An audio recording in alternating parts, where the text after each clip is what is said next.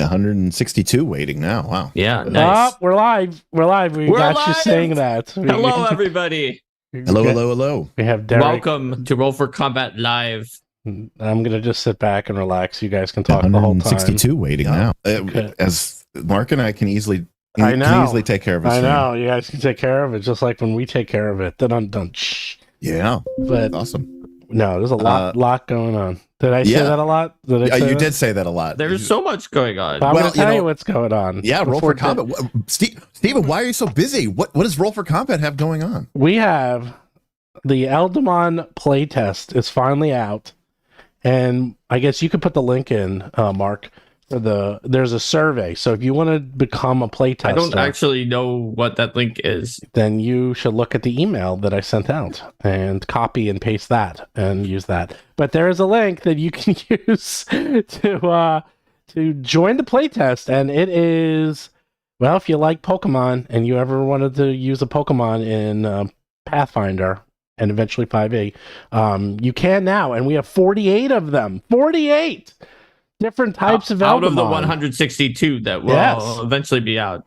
And the playtest is going to be rolling. So like every few weeks, not this week, it just came out. People have to learn the actual class. But every few weeks, we'll put out, like 1 or 2 weeks, we'll put out another element, which will have 12 Eldamon. And a whole bunch of powers. So that should be fun. So you have the when power. I copied the link, it totally did not work. Let me do that again. All right. There we go. Now it worked. This seems to be the link. That's the link. So if you click on that, let's see. And if you fill out that form, and if we like you, and you pre-ordered, you have to pre-order it though. You can't just go in for free. I mean, it's not based on whether Steven likes you. There are explicit criteria. There's actually criteria. There is criteria. This is crazy, Derik. Believe it or not. Do you know what the first criteria is? Criterion. No. You actually have to fill out the form correctly. Wow. Is it one of those you have to read it things? Yes. This is actually the easiest way. So back in the day when I was hiring when I was starting out, and I did website development, and this was like in the 2000s during the website boom, and I would put out a call for like a programmer, and I would get hundreds of resumes in one day. But what I did is in the middle of the description, I would say you had to do like 3 things. And it made it very easy because out of those 100 people, I'd usually only have 2 or 3 people who actually did those 2 or 3 things. And so I immediately would weed everyone out. And then I was okay, and that's how you do it. Because, and I do the same thing. It's like, look, attention to detail. If you're going to be a playtester, attention to detail is a big part of it. I'll buy that. And so I do sneaky little things to make sure, and those people are the ones we consider. It's awesome. People in the chat were saying 48 is enough for an elder wrap, and they did not. They clearly do not know that we hit a stretch goal, and we have to actually legitimately have to do an elder wrap. Well, but only when we have them all, not when we only have 48. You and Derik are going to do it together. No, I have to do it myself. And Derik has no skin in this requirement in that. Oh, yes, he does. I have been forced to do it. Now, my question is, when you say elder rap, do you mean like in the style of the original Poke Rap, where you're just doing the names of the... That's correct. Yes. So like, Squirrel Lash or something like that. Yes, he did. That's exactly what it would be like. You go on the YouTube channel, we have a baby version. Squirrel Lash, Bakindle, Scold...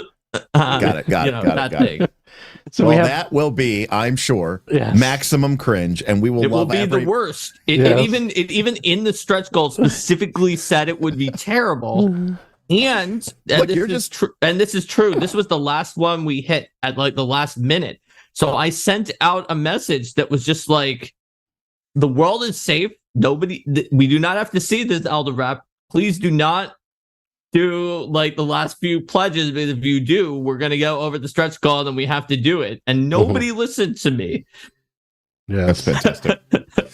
So it has to be bad. If it was good, it would actually we would have been advertising it wrong. So just everyone, we'll get to the topic. We always wait about 15 minutes, and then we'll get to the topic. So if you're watching this later, you can skip ahead if you want. But right. So we have that.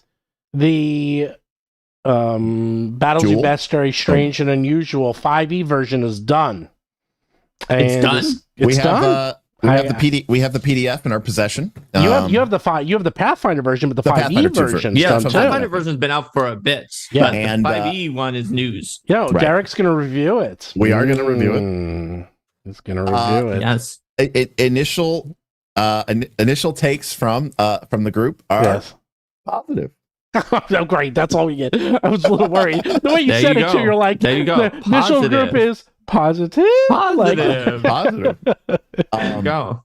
Well, and I also said, look, I have to give them some rope here because it is called strange and unusual, right? So if I see a monster and I come out and say, this thing is so stupid, it's so strange and unusual, you're just doing what it says on the tin. Literally, right? they listened to us. We asked for that. Whereas I think the elemental theme is going to give you more utilitarian stuff that you can match into your adventures because you'll be like, oh, it's in a volcano. Exactly. Good thing that there's 20 fire creatures that made it, or however many. Yep. Yeah. And it's, I mean, there are, as I've seen front runner for favorite is, I think I got the name right. Is it the bathtub ooze? Yeah, the bathtub ooze. That's the correct name. Yes. The sidebar with the duck is that was a very, very good sidebar from Grady Wang. Wang, who's an up and coming superstar, I think. Yeah, that got brought up in our Abomination Vaults game last Friday. Wow, he wrote 85% of. Actually, I can tell you. Right? Yes, Mark wrote all of the platinum and the grand prize sidebars, and like a few others, mostly because of the fact that I was remixing stuff from the author into a sidebar when it wouldn't fit. Right, but not very many others. I wrote exactly one. I wrote It was great. I wrote one, but it's a good one. The crypt, what is it? The crypt fowl.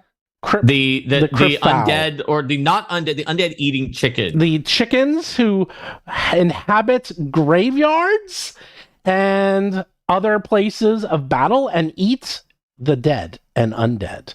They feast on those. And because of that, and they're a swarm, and because of that, they have a unique taste to them, which is not unlike, I don't know if you've seen this in Japan, they have these things, the black chickens.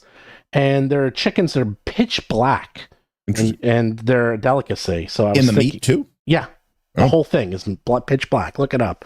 And it's a delicacy. So I was thinking, and of course the header is tastes like chicken. So there you go. There you go. And then Grady wrote the rest, and wow, his cybers are really good. Oh my god, he found this calling because that's like Bathtub Ooze was one of the best ones. That one really stood out to us for the sidebars at least. Yeah, he's so good at those. And of course, we already had the alpaca art as part of our Discord's built-in emojis. For there a you while, go. So we already had that one. So that's coming up, but the 5e, I will say that everyone who worked on it, they all said that they thought the monsters in this one were stronger than the first one, the strange and unusual monsters. I think. I haven't given it. I haven't given a deep dive yet, so I refrain from offering too much other feedback. But we will. It might not be as useful for Derik's games because of some of the criteria that he uses. But I would say that as a monster developer and a designer who has, oh my gosh, done passes on literally thousands of monsters by this point, and that is not like an exaggeration. I can tell you that the monster design level the bar was higher this year, and the final results has even fewer like small little design things in it. But that doesn't mean it meets your criteria the same way. Right. I mean, to be clear, I mean, and I was actually going off on a little rant about this the other day. I was like, at the end of the day, I expect, like, I appreciate when I see a good monster design, like, right, where you can see like, oh, that's cool how this action flows into this action, and it really ties the theme together, and it, it's selling the idea of the monster through the mechanical interpretation. Like, that's always very, very pleasing to me. But yes, there is a high degree, I would say, of utilitarianism in me. And I always kind of look ultimately at these books as like, how am I going to use this at my game? Like, how many of these monsters are going to make it into my game or my onto my table? And And that's kind of one of my criteria. So yeah, but again, it is called Strange and Unusual. So I do concede that point. Yes, and then the other thing is the Jewel of the Indigo Isles for Foundry. At least the first adventure is done and ready to go. So, that's so good. I know. So many people have been waiting for Foundry. It's awesome. And what I'm going to do is we're going to release. So it's actually going to go much faster because we're releasing all the front matter, all the back matter, and the first adventure. So that's something like 65% of the book right there. Now we literally just only have chapters or adventures 2 and 3, and that's it. And that's going to go a lot faster because. But I literally was redoing the layout this morning. Like, I can't stop redoing. Unfortunately, designing for Foundry is actually just CSS and HTML programming, which is what I've done for 35 years. So I freaking can't help it. I'm like in there, like redoing the CSS. Like I redid a whole bunch this morning. I'm like, stop. I can't stop. I keep trying to make it a little bit nicer. Perfect is the enemy of the good. There you go. It is. So we're coming up on 315. But Wait, before we get into what? There's more. Oh, you're right. There are tons more. We also have a super chat, but let's do the last one from you first. Yeah. No, we'll do the super chat. Wait, what else did we have? We had 3 things. And we had 3 things. I think you said them. Right, no, then the Strange and Unusual 5e. Right. You said the Eldamon playtest. Oh, right. And then the Jewel. The Jewel right. thing. Foundry. You got them all. And look what's in, Derik. Wow. The plushies. Look, they got a tag and everything. Look at that.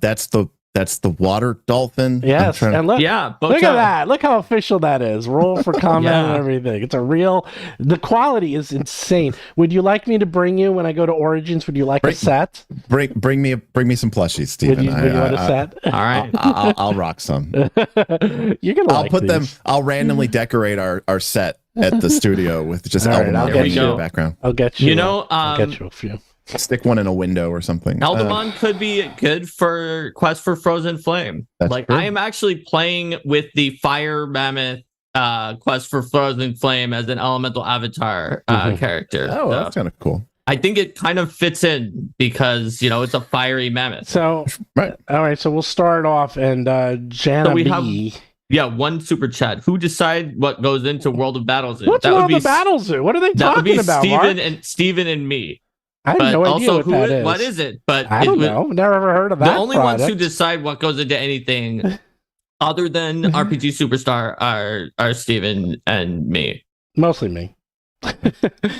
But surprise! It's a complete switcheroo. Derik decided everything. Yeah, Derik was the one. Derik decided everything somehow. Well, no, what ends up happening is the real truth is I usually come up with an idea. The only one I'd say was 100% Mark. I'm not throwing Mark under the bus or giving him shade, but the dragons was all him.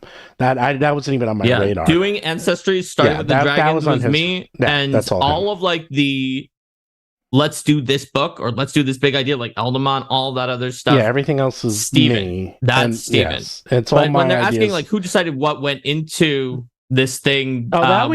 World of Battlezoo, that was kind of us together. We were talking about it and we were like, let's get some more ancestry, and then I gave some names from Strange and Unusual, and we pared it down from a longer list together. So I think that I'd say that was a collaborative process. Yes. So Jana wants to know because of the fact that they wrote the Solodal and wanted to know if they're very good at writing ancestors. I mean, they're very good at writing monsters that can be turned into ancestries. So that's all I'm saying.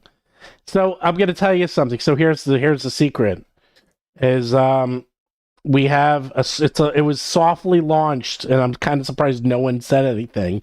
But in the Strange and Unusual, we mentioned a bunch of people have said things. World of Battlezoo, Indigo Isles, and no one said anything. But we're very quietly, very secretly working on a new book, which is World of Battlezoo, Indigo Isles, and I'm looking around because only between us. Here's the secret. Are you ready? It's almost done. Wow. So that's even more how busy we are. Right. And this isn't the only book we're working on. So we're actually been quite busy here. And unlike so I learned my lesson. So 2 years later, the Indigo Isle book is finally printing and shipping out after we did the Kickstarter. I'm going to do the opposite now, Derik. What do you think of this? I'm curious, actually, like dead honest opinion. Yeah. I don't mind like waiting a little. And in a weird way, I've had Kickstarters where you get them as soon as the Kickstarter ends. And I don't know if that's good or bad. I guess it's good because you get it. Yeah. But but we're doing that. We're going to actually have our books close to done. Like when the Kickstarters are over. Recently, I think the last Kickstarter that I got delivered was Apocalypse Keys, which was printed by Evil Hat. And it ended. And I think I had the book within like a few months. Almost basically. And I remember being like almost shocked. There is this like a fun element of like waiting to kind of get your little fun prize. Yeah, right. That's what I'm saying. You don't mind if it stretches out too far. Yeah. It goes too far. It's like you forget about it, and then you're also, I mean, obviously people aren't going to think they're going to get burned by you, but it's like, I do have Kickstarters that I paid money to that did not deliver. And so it's always nice when it's like, basically the book is done. You are basically just paying so that we can get it printed, as opposed to we have some cool idea, but we have nothing built yet. And, it's tough to do that. Now, obviously you guys have earned that through, your publishing and your, pedigree. Yeah, it's very risky if you're not confident because you've already paid for everything by that point. So if nobody wants it, you could be in big trouble. Yeah. All right. But okay, let's move into Critical Role and D&D because that is a don't be super a fascinating citizen. topic. That's what they said. Now, to be clear, a couple things. Number one, just so people know, Critical Role has a publishing division called Darrington Press. They're going to be at Gen Con this year. They have a nice booth from the size of it. The Gen Con map just came out like yesterday or 2 days ago. So it's a pretty decent sized booth. And they have technically 3 games, but one of them is like a board game. We don't care about that. They have multiple board games. Yeah. But they are coming out with 2 RPGs. One is called Daggerheart, which is like their fantasy D20 heartbreaker. And the other one is this game called Illuminated Worlds, which is D6 based. It is designed expressly for short narrative campaigns. And the big announcement is that they are going to do a new campaign or a new, I don't know what they call it, series. Yeah. Called Candela Obscura. Candela Obscura. And it's going to be using the Illuminated Worlds in game engine. So now, I mean, I have to imagine that, number one, that's free. Someone just recently released, it's like $75,000 or something to get like a spot, an ad read on a Critical Role stream. So that's how much they value, I don't know, a 30-second ad read, right? From like Sam Riegel. That was me, by the way, who told you that. Okay, thank you. And so that tells you how much they think their word of mouth is worth. So why would they ever play anything other than their own games ever again? Right? So I think they're done with it. There is no proof. No, but this is very compelling. Right. There's no proof. There's no proof that campaign 4 or whatever won't be, D&D. But why would it? It would 100%. I have a slightly different theory that almost entirely supports yours, which is they're testing it. And if their numbers go way down with Candela Obscura, then maybe they can pivot to whatever they want. That's a theory. But maybe they just want to be their own. Yeah. Maybe they want to be unshackled by deals and do things on their own, even if they do go down a little bit. But I will say this, and you don't get to see this very often from me, okay? This Illuminated Worlds game has got 2 authors. One is Stras Akimovich, okay? And Stras Akimovich is a longtime collaborator of John Harper. Stras wrote Band of Blades. Stras wrote Scum and Villainy. This is not for this stream. This is literally just what was next to me. Because we were looking up about gambits. You were just talking about that last week too. Yeah, I think they're both incredible games. Stras is a fantastic game designer and player. Again, big part of Blades in the Dark. And then this Layla Adelman doesn't really have a whole lot of writing credits to her name, but she was the contributor, or the author, I should guess, of this product called the Stygian Library, which is sort of a darling of the Knights of Last Call Patreon, which is kind of connected to products like Gardens of Yin which are called these depth crawls. They're like these really hyper weird procedural emergent gameplay engines. So like Stygian Library, Gardens of Yin, it's all part of this kind of weird OSR movement. Anyways, point is, both of these authors are awesome, and I think this is like, I don't watch Critical Role. I will watch this and at least give it a really good shot, because I think this is what I've said. I wanted them. Like, look, I get, like, Matt Mercer's incredible. I mean, I may not necessarily like the show, but like, I think he's a great GM, and they're all incredible storytellers, and they're all incredible actors. And I always just felt like they were shackled by the constraints that, the D&D game engine gave to them. So watching them play this sort of narrative-based D6, probably with a resolution system that's probably designed to highlight some of the strengths that they want to go for, I think it'll be a smash hit. And also, if it is designed for shorter game runs and they don't do these 75 episode long series, I mean, like, who can, if you miss a month, you're like, I can never catch up. Like, who's got the time to sit there and watch? Fewer shorter series should be more successful in theory from everything we've seen. Now, obviously, we can't say what is part of the secret sauce of one of the most successful actual plays out there. Maybe it wouldn't be, but it should be in theory, because your first episode is always going to be more popular, and then it'll continue to go down. Maybe get a spike in the finale because it's a finale. Yeah, we see that. I mean, and we're just little nobodies, but like, we'll do, episode 1 of a new actual play, and we'll get like a bunch of people live. For us, 150 people, that's a lot. And we'll get a couple thousand views on it, and then it's like it drops by half, each time. Yeah. It's like a asymptotic drop to 0, and then you get kind of a last minute peak at the finale, and then that's it. And so it's got to be very difficult when you're Critical Role, because even Critical Role, their numbers drop pretty significantly as they go deeper and deeper into one of these campaigns. They just get, people get burned out and drop out. And so I think them focusing on, I don't know how long, but like maybe 10 episodes, 5 episodes, 6 episodes, and doing several of those series a year makes a lot more sense to me. Well, this one also is, so this starts next week. I know. Mean, so this came out of nowhere. So just to give you a background. So the quick background, for those who don't know, Critical Role, which is insane. Critical Role is a company that, let me tell you this, is that Critical Role started with Pathfinder, which I always think, I'm like, God, can you imagine? I'd love to see that alternate universe where they decided to do. They didn't really stream it with Pathfinder, but their group was a Pathfinder group. They were a Pathfinder group, and then they were decided, this has a little bit too many rules to be fast for streaming, so let's switch to 5e. Which is, God. But anyhow, can you imagine? So they did 5e. They obviously exploded. They've continually exploded. And I remember I would see wait, I'm just curious. So does that answer? Because I actually don't think I know the answer to this. What? Where do you go on the, did 5e become popular because of Critical Role, or was Critical Role become so popular because of 5e? Well, I'm getting to that. If you didn't interrupt me like a baby. No, because you said that they went to 5e and then 5e exploded in popularity, thus implying because 5e was still bigger. D&D has name, it has cachet. I mean, look, D&D is one of the most popular brands, definitely in the United States, if not the world.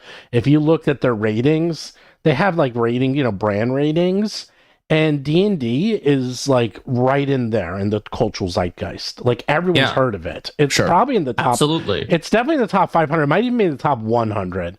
And that's all brands in the world. Like, that's insane. Like, we're talking Coca-Cola, Apple, Microsoft. Like, that's how big its brand is. And yet, it makes no money comparatively, percentage-wise. So that's one of the reasons they did it, is brand recognition, I have to say. And I've heard the interviews with him, years ago when he was talking about this, and he, they were saying that, and also it was easier, and they were bringing new people in, and they were going to rotate in, players, and they just needed it very loose, and that's why I think they went with D&D. But keep in mind, you can't point to one thing why D&D was popular. It was Critical Role and Stranger Things, which I will say is actually way more, like, as big as Critical Role is, Stranger Things way at the bigger time, and still is like one of the top 10 most popular pieces of media in history of the world. So we are not even apples to oranges here in comparison. Like, it was ridiculous. And D&D was central. It was central to the entire story, and still is. And you can poo-poo, people are like, oh, like they're getting so old, blah, blah, blah. Yes, okay. Wait, who's getting so old? No, the actors, they're not that old yet. They're 18. In fact, Noah Schnapp, they are getting kind of old. Well, Noah Schnapp, they're all from my area. Noah Schnapp went to high school with my daughter. They were in the same grade. And is that Will? No, that's Yeah, Will. That's the one who gets sucked into all the things. Got it. Yeah, so Noah was like here. So I saw him literally grow up in front of my eyes. And so he's literally the same age as my daughter. So they're all about 18 right now. So they're still doing, and this is the last season. So season 5 is the last one. Dude, season 4 was like, everyone's like, oh, it's so crap. Season 4 came out, biggest thing ever. I'm like, you can crap it all you want. I didn't even watch it. I was kind of done with the show after the third season. But I also didn't watch it, Derik, but that doesn't stop it from being very big. I love it. That's because you and I didn't watch it. Doesn't mean other people didn't. I mean, look, I go shopping at Target. I saw the Dungeons and Dragons box set with the Demogorgon. Yeah. Not my Demogorgon, right? Not the two-headed hyena, baboon-headed demon. The Gug Demogorgon. Yeah, the Gug Demogorgon. So yeah, I definitely saw that. But the fact is, we are in this place where Critical Role is this monolithic entity, and they do have a very, very devoted cadre of followers and believers. So do you think that if they start, shilling this Illuminated Worlds narrative D6 game, now, and in any other situation, you might say it's a coin toss, but we're in a different situation since January, where now people actively despise Wizards of the Coast. There's a whole bunch of things. First of all, Twitch, they're one of the biggest, if not the biggest, continuously. They're one of the biggest channels. They're definitely, I think they're either the biggest or definitely one of the biggest, maybe continuously the biggest channel on Twitch, which is a big deal. Okay. I mean, they get millions of views. It's funny because you look at their YouTube and I always like, blah, blah, blah, 1 million views. I'm like, a million for an actual play. I thought I was like insane when I would see those numbers all the time. But yeah, I mean, 1 million, they get millions of views. And look, it's a lot. When I first went to them to find out, because I was interested in their ads, by the way, for my products. So a couple years ago, to have your product pitched, it was $35,000. Last year, I think I was pre-pandemic, and then last year was $60,000. This year it's $75,000, and they're not live anymore, and it's pre-done. And I think they do 3 products per stream, so they're making, like just on like ad revenue, and then obviously they probably have something with Twitch and all these people. They're probably making good, $250,000 per episode easily.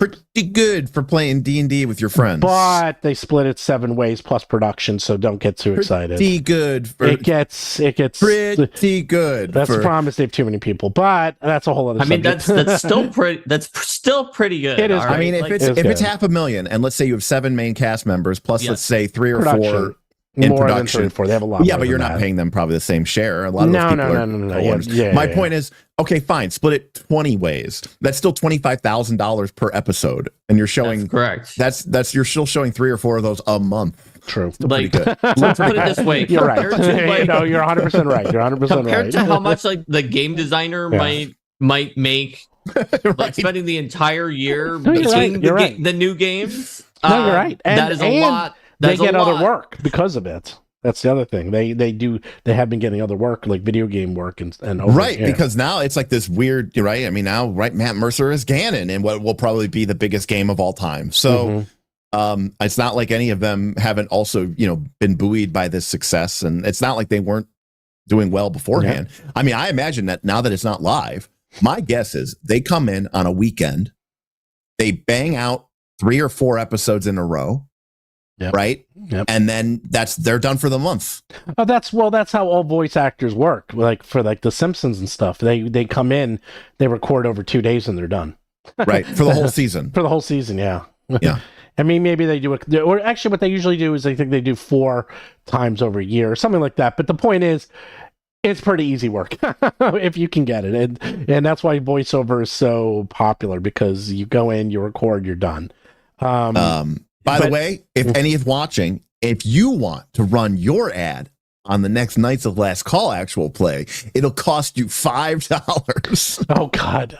No one's ever come to me for advertising. It's funny. I see everyone else has advertised. No one's ever come to us for advertising. No one ever. And I mean, for me, this isn't a surprise. But no one has ever come to me and been like, "Can I advertise on your program?" No one's even asked to advertise on our programs. It's just, but yeah, like I just think, that between 5.5/6E /OGL debacle /Pinkertons /Critical Role fan base / they should have been playing a narrative game anyways, I think this game will do really, really well. And I do think that Critical Role is going to, break ties. I think why wouldn't they want to push both their Daggerheart game and this Illuminated Worlds game? Like, what kind of advertising is that? Hey, we're making a game, we think it's great. We're playing somebody else's game. Like, what? No, like, you play your game. So wait, I was going to say that this new game starts May 25th, I believe, and it's once a month. So that's something else that's interesting, because it's like, well, once a month. Right, it's not bad. Not bad. I would definitely, I'll watch that. Yeah, I will not, and I cannot. And I have actual plays that I run on my channel. And I will tell anybody, I would never dedicate to watching that every week. It just couldn't happen. Like, maybe twice a month, once a month. Like, we do it the second Tuesday of every month. Great. Awesome. I'll wait for the Amazon animated series and watch that. So wait, because I like the Amazon animated series. They've got a great plot. The actors are all great, and I like all of the actors that are in it. Yeah. Just for me and for my time, the amount of stuff that happens per time, and not on Critical Role at all. This is just in any actual play. So, it is not enough stuff for me to keep me engaged, unless I put it on ×2 speed, and then it's sometimes hard to understand people, and even then it's sometimes not enough stuff per time. Yeah, it is very low density in terms of like content. Yes. Right? There's a lot of what we call fluffy bullshit time. Right? Which, again, I'm not saying that's a bad thing. I mean, clearly it has, a lot of people like it. They love it. A lot of people love it. Yeah, right. It's just not for me, because if I'm not doing something actively, I better be really engaged in the thing that I'm just sitting and watching. That's just sort of my.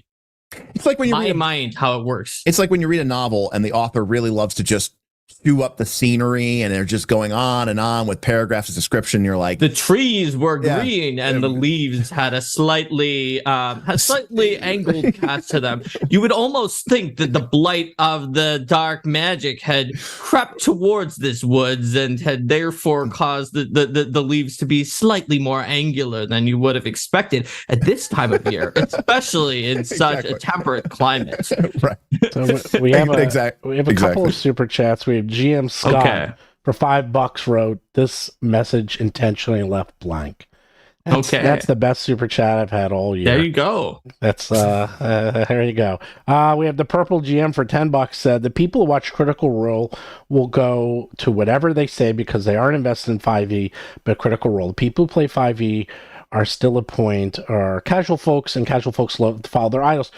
Purple GM, you are 1,000% correct, and that is why the whole OGL thing happened. That is why, like, this all goes back. Like, why I wanted to do this topic, because there's actually something else I want to talk about, which I didn't even mention, and that is the D&D 24-hour channel that's coming out, which is all tied together, because that was also big news. I have some thoughts on that. We all have thoughts. There's a lot to talk, because we had a different topic this week, but I was like, we're gonna have a lot to talk about this week on just these two topics. That this happens a lot. This happens a lot where one brand, either directly or indirectly, gets attached to something else, and then they whether they want to or not, are linked their success to that brand or that technology. And normally happens is then the larger company buys out the smaller company to make sure that continues. A good example is PayPal and eBay. PayPal was a separate company. eBay was a separate company. And you know what? PayPal was getting more powerful than eBay, so eBay just bought them out. Because they could not risk them leaving. Google and YouTube. I mean, Google, YouTube. Like, there's all these companies. So, but they have to be willing to sell. That's the other thing. So, whether or not WoTC is willing to buy out Matt Mercer and his company at this point, especially now that they have all these deals with Amazon. They started their own press. I mean, what they probably should do, I know this sounds crazy. There's two options. Because Yahoo originally offered to buy Google for $1 billion when they first started out. And they said no. Can you imagine? How about that for a different universe? And then later, they came back and were like, 100 billion? Like it was like too late by then, And so it's like you could either try to buy them out now for a couple of millions. But I also think... Or you wait to make them... Or you wait to have these take off, which, just let me finish. Now you have 3 very powerful role-playing games out there. Okay, you have the 2 new ones by Darrington Press and Dungeons and Dragons. You have WoTC buy them out, and then they own all 3. Yeah, but I also think that it comes down to what you said, which is they have to be willing to sell. And my sense, I don't know him personally, but I've seen him in interviews and all this other stuff. My sense is that ultimately, at the end of the day, Matt Mercer, I don't think he's not in this for the money. And but eventually, everyone will sell out. Everyone has enough. a price. But I really do think that Matt Mercer values his community enough, and I think that the way that they've structured and run their game, I mean, it's still just owned by the core group of them, and it seems like they have, I think, a very balanced and measured approach to how they do things. Because, I mean, to be quite honest with you, from what I have seen of Critical Role, it is actually pretty under-monetized. I mean, like, compared to a lot of other shows, like the number of, you mentioned the ad reads and the ad breaks, it's a really long show. They really do not do that many ad breaks or ad reads. I mean, they could really make a lot more money with that show. And they don't. And ultimately, I think that they want to do this because they want to make cool games, and sure, they want to make money doing so, but they want to play the games that they want to play, and yada yada yada. So I think it's I definitely got the sense in that interview that they did with Linda Codega, where they definitely were under different contracts and couldn't say certain things, but you could see, like, when they look to each other and, like, considering how trained they are as actors, also some of, like, the giveaways that they gave when they didn't answer something or when they delayed, it did seem like that they were also made uncomfortable by what happened during the OGL situation, and that they may have wanted to offer more solidarity than their statement, which kind of had to toe a middle path, actually did. So I also get the sense, and it's kind of divining into it, that they would want to do that, all other things being equal. It could be, and this would be a bombshell, but I'm not saying this happened, but I bet you it did. Is that last year when WoTC was buying up things like D&D Beyond, I will bet you dollars to donuts, I will bet you any amount that they did go to Critical Role and try to buy them out. I guarantee they did. I'm not saying they did, but if I was a betting man, I'd bet they did, and the Critical Role said no, because the OGL thing was so draconian that they probably did, like, well, fine, we'll force you to go our way, because we're going to do all this stuff and you're going to pay us one way or the other.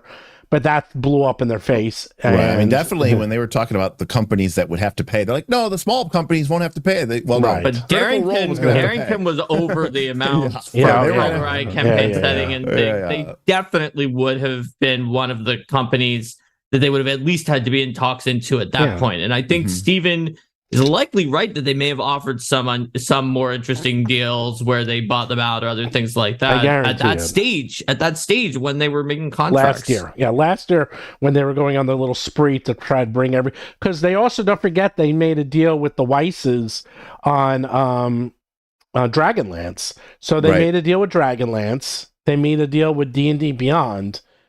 And they probably did a lot of other deals that I'm missing out on. They hired 1 million people from WoTC. They pretty much scooped up as many people as they could. So this was probably the last piece in the pie, and they couldn't get it. So they tried to get it through a back door, which did not work. And now, like, I can't emphasize this enough. This is going to probably be, as much as the D&D movie not doing so great, as much as the everyone revolting, as much as the Pinkerton thing, I guarantee you this is pissing them off more than all those combined. I guarantee it.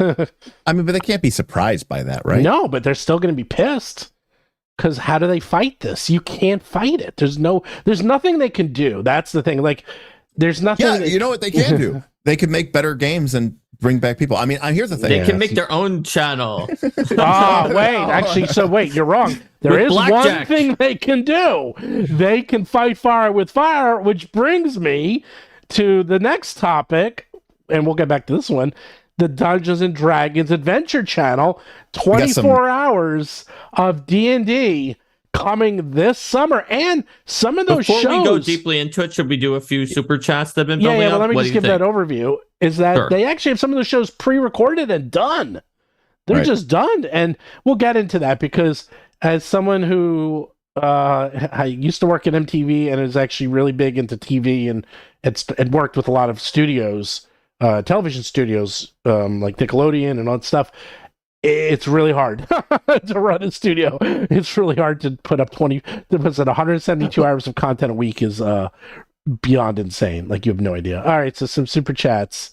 Yeah, so William Brandis said, Smith from Knights of Last Call here, ignore Derik. Haha, we're not doing $5 ads. Thanks, please enjoy your strange and unusual rope monsters. There's no rope monsters. Well, no. But see, you got there were rope monsters last time. Okay, Smith, you're not thinking. See, below it, we had somebody who said they'd pay $10, and then we had somebody in the chat say, "I'll pay $15 for you not to read the other person's ad." And so I'm like, "See, we're bidding them against themselves. We'll drive it up." There you go. Ages said, I always wondered why Critical Role stopped doing other games. If it was a contract thing, now they're doing more again. I wonder if their deal has changed. I think the deal has expired, would be my guess. I think the deal has expired. It may have been a deal that it only went until the end of the edition, and that they had to admit that it expired because they used the same logic to expire Demiplane's deal for or they just had like a 3-year deal or something, or whatever. That's also possible too, right? Yeah. 3 years is standard, and they've been around for more than 3 years. So. Well, right, because at a certain point, right, like who, I mean, maybe in the beginning, we don't know, but like at a certain point, like who is helping who there, right? Like at a certain point, you're like, Wizard of the Coast should have been paying Critical Role. Yep. At this point, well, that's always what happens.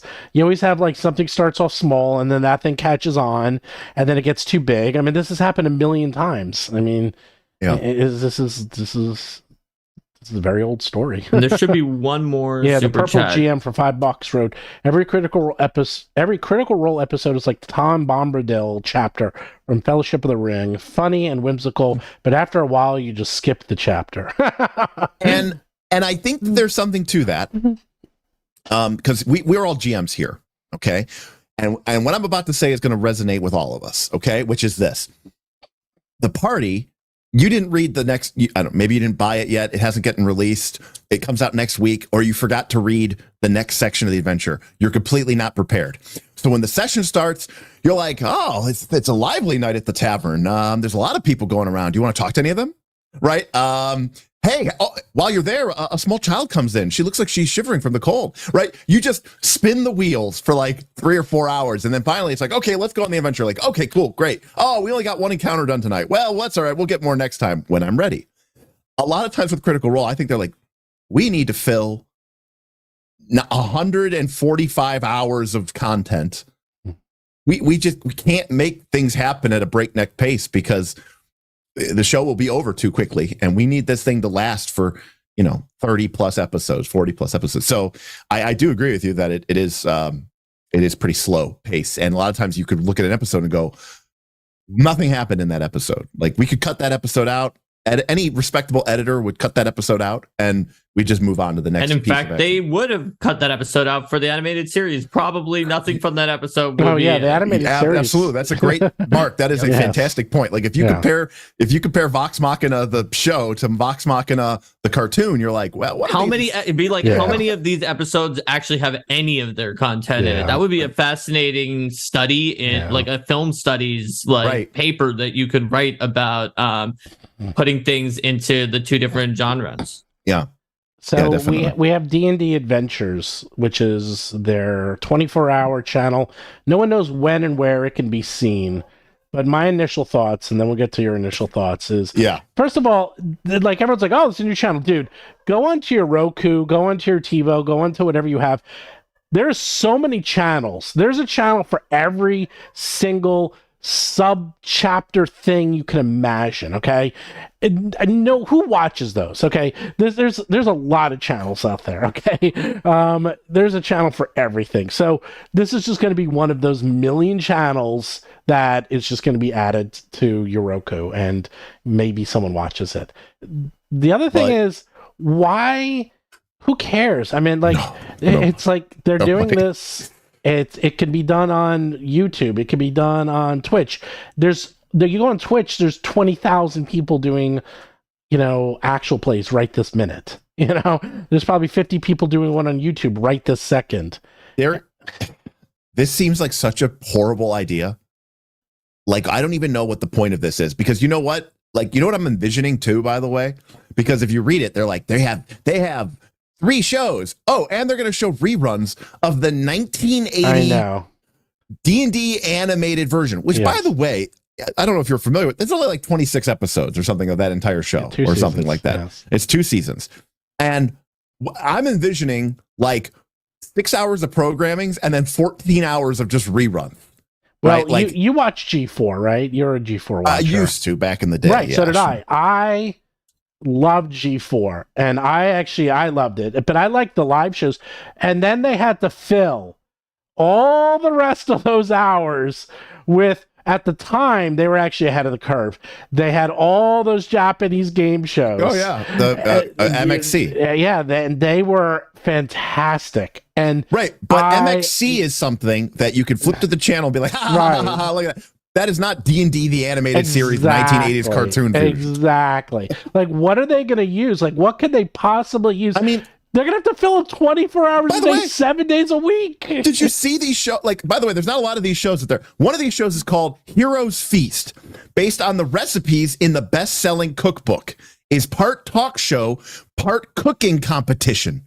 That's actually not a bad idea. I know you hate it, but horrible. It's actually a good idea. I know you don't think so, but it actually is. Why is that bad? That actually I hate to tell you that those shows do really well. Derik, it's so stupid. I do not watch those shows, okay? But Linda's family watched those shows over and over again. And are they going to watch the D&D Adventures cooking show? Those shows, maybe. As someone who has the cooking channel on all the time, because my wife keeps it on constantly, and I've grown up watching that channel pretty much all the time. Here's the thing. I'm going to tell you why, Derik. Everyone eats. And everyone eats, so it can relate to everyone. That's why they do it. Okay. So Roll for Combat's next release is going to be a cookbook. Yes. And then Paizo's next release is going to be a cook. In fact, they're going to stop making Pathfinder. They're going to stop making Pathfinder 2 books and just make cookbooks. D&D's next release actually is a cookbook. Because more people eat than play D&D. That's true. So they should just make cookbooks instead. You're not wrong. They're coming out with another one. It was just leaked. Cookbooks are probably a larger overall market than. Well, that's horrible. They're one of the biggest markets in the world. I hate to break it to you. Yeah, by far. Like, it's not even close. I own cookbooks too, but that's not what I want to go to D&D for. You're not the market. You're not the audience. Of the situation is let's imagine that you're in the situation and you have a family like Steven does, or like Linda's family at home. where they just leave on these cooking shows all the time, and you're the one person in the family who's like, but I really like D&D. Can we come together and watch this D&D cooking show? And they might, if it's done well, if it's not a bad cooking what show. What does D&D cooking show mean? Every time I see one of these things where they're like, it's a recipe from the fantasy world, and it's like, nope, this is just bacon and eggs, and you called it orc sausage or whatever the fuck. It's not anything. What does this have to do with D&D? It's the most lip service, like just completely pandering thing ever. Like, what does that mean? What does that mean to be? They don't just have things that are bacon and eggs. That contrast me a regular person's recipe and a D&D recipe. So let me give you an example from Pathfinder, because I don't know what the D&D cookbook has, because I have the Pathfinder recipes from the Pathfinder books, but I do not have the D&D recipe book, which is that for Pathfinder, like in Travel Guide, if you want to understand what it means to like live in a place, to be a character from there, you need to also understand like what they eat and what it's like to eat things from there, because that's a big part of culture for if I could any culture. If I could eat Hydra steaks, I would, but they don't have those. So yeah, well, and they don't say the recipe is usually it's like Hydra steaks parentheses put in Anaconda for this or something like that. They put a recipe that would make sense regionally for the culture that was that culture came from. Right, but it's going to be but it's going to say something stupid, because it's going to say something like, "Oh, you need Varisian pepper," and then it'll say in parentheses cumin. Right, because it's like no, it's not. By the way, when you watch the show, if it was called D&D and D&D, Dungeons and Dragons and Diners and Drive-Ins and Dives. Dungeons and Drive-Ins. Dungeons and Drive-Ins. Wait. I'll take back everything I say. If they, you know what they should do instead? They should make like Chris Perkins and Christ, what's the other guy's name? Christ, the other D&D guy person. Whatever. They should make Chris Perkins go on a cooking show, and then they should make Guy Fieri run a game. Like that, I would watch that. Oh my god, that would be. Maybe that's what they're gonna do. Who knows? I hate to break it. These cooking shows. About Jeremy Crawford. I'm talking about Jeremy Crawford. I hate to break it to you. Cooking shows are some of the most popular shows. While chat is against Derik on this, William Brandis supports you and says that he agrees with you, but has to say that he is planning on mixing the recipes from Travel Guide, though. Let me be clear about something here. Not only do I own an entire bookshelf, like the one the size behind me downstairs, that is full of cooking books, I have seen Alton Brown live twice. I have seen Rachel Ray live once. Okay. And I went to like this Food Network meet and greet thing once in Vegas. I got to meet Giada De Laurentiis and Ina Garten. I know food. I watch food. I cook food. I'm actually used to be a huge watcher of all these shows. I still think it's a terrible idea. Yeah. Hey, well, what does it have to do with Dungeons and Dragons? I'll tell you why. Because why not have Dungeons and Dragons race car? You know what, Derik? As you explained all of those Dungeons and Dragons Derby. Well, because those are as you explained your bona fides, it got closer to 50-50 in the vote. It started out 2/3 against you, so it seems that you convinced at least somebody. Well, we're having the votes very close. It's 50-50 right now. Yeah, I'm not saying cooking shows are stupid. Cooking shows are smart. D&D cooking show. Wow, it's almost completely split. Okay. D&D cooking shows are smart, but I don't want, don't put your chocolate in my peanut butter. Like that's what tastes so good. It's lazy. It's lazy. That's like the best-selling. By the way, that's like you're also you really hate everything that's popular. That's like the most popular candy in the world. Reese's Pieces. I like Sour Patch Kids, by the way.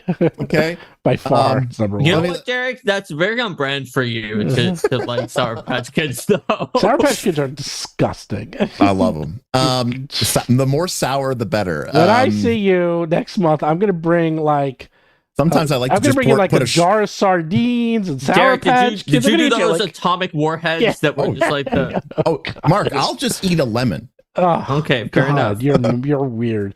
That explains a lot. Maybe that lemon has you've just kind of like absorbed the lemon, and it causes you to be like a little bit more bitter about things in a survey. whatchamacallit, we did have a $10 super chat I want to call out from Purple GM, who said, I'm with Derik. Yeah. Oh my God. This would appeal to an audience who has made D&D a lifestyle brand. This seems like a panic move by a company that doesn't know its audience. That's what Purple GM said. Yeah. The audience is too casual for this. Yeah, there I agree. was one before that. Well, because was there? Yeah. That was also for Derik. No, that was William Brandis saying I already that. read the one that but they are, but he's going to be, yeah. But like the other, okay, so fine. So we have Heroes Feast. Again, you know me, I hate it. Where they're like, he said it. That's from the game. Remember, this is what I was upset about the D&D movie for, where it's like, Heroes Feast. No, that's a spell from D&D. Oh my God, these people are just like me. They roll D20s and they eat food. Oh, relatable. It's like, no, it's so bad. But so the other show is called Faster Purple Worm Kill. No, kill. You got to do it right. Sorry. Don't you know what it's from? I actually do not. Ugh, loser. Faster Pussycat Kill. Come on. No, I got nothing. Mark, do you know what that's from? Mark doesn't know popular culture, so he doesn't. All right, understand. well, I don't even know that one. I don't. So already, big swing and a miss. Number 2, it is described as improv. And it is described as an improv comedy spin-off on classic Dungeons and Dragons gameplay. Each episode features a party of first-level characters, replete with backstories, crazy accents, theme songs, and more, marching to their certain death as they face beasts against which they stand absolutely no chance. The series will feature a revolving cast of special guests and celebrities, including series co-creator Matthew Lillard, which if you watched a movie 25 years ago might mean something to you. Otherwise, it means nothing. Stupid. So what is D&D?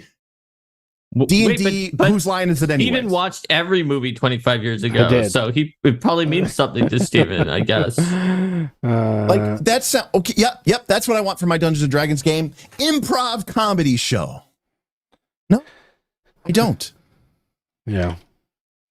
By the way, I don't know. That sounds like it's going to be very hit or miss. It could even wind up being pretty offensive, but it could, if they have really good improv people, like maybe it's going to depend on the cast and how they set it up.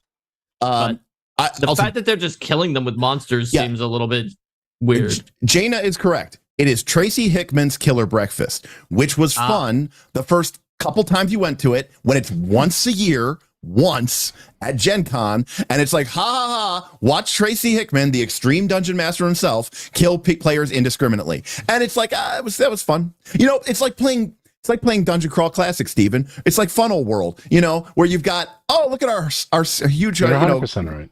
And it's like, that was fun. But hey, we're going to do that again next week. You go, no, I'm good. Well, okay.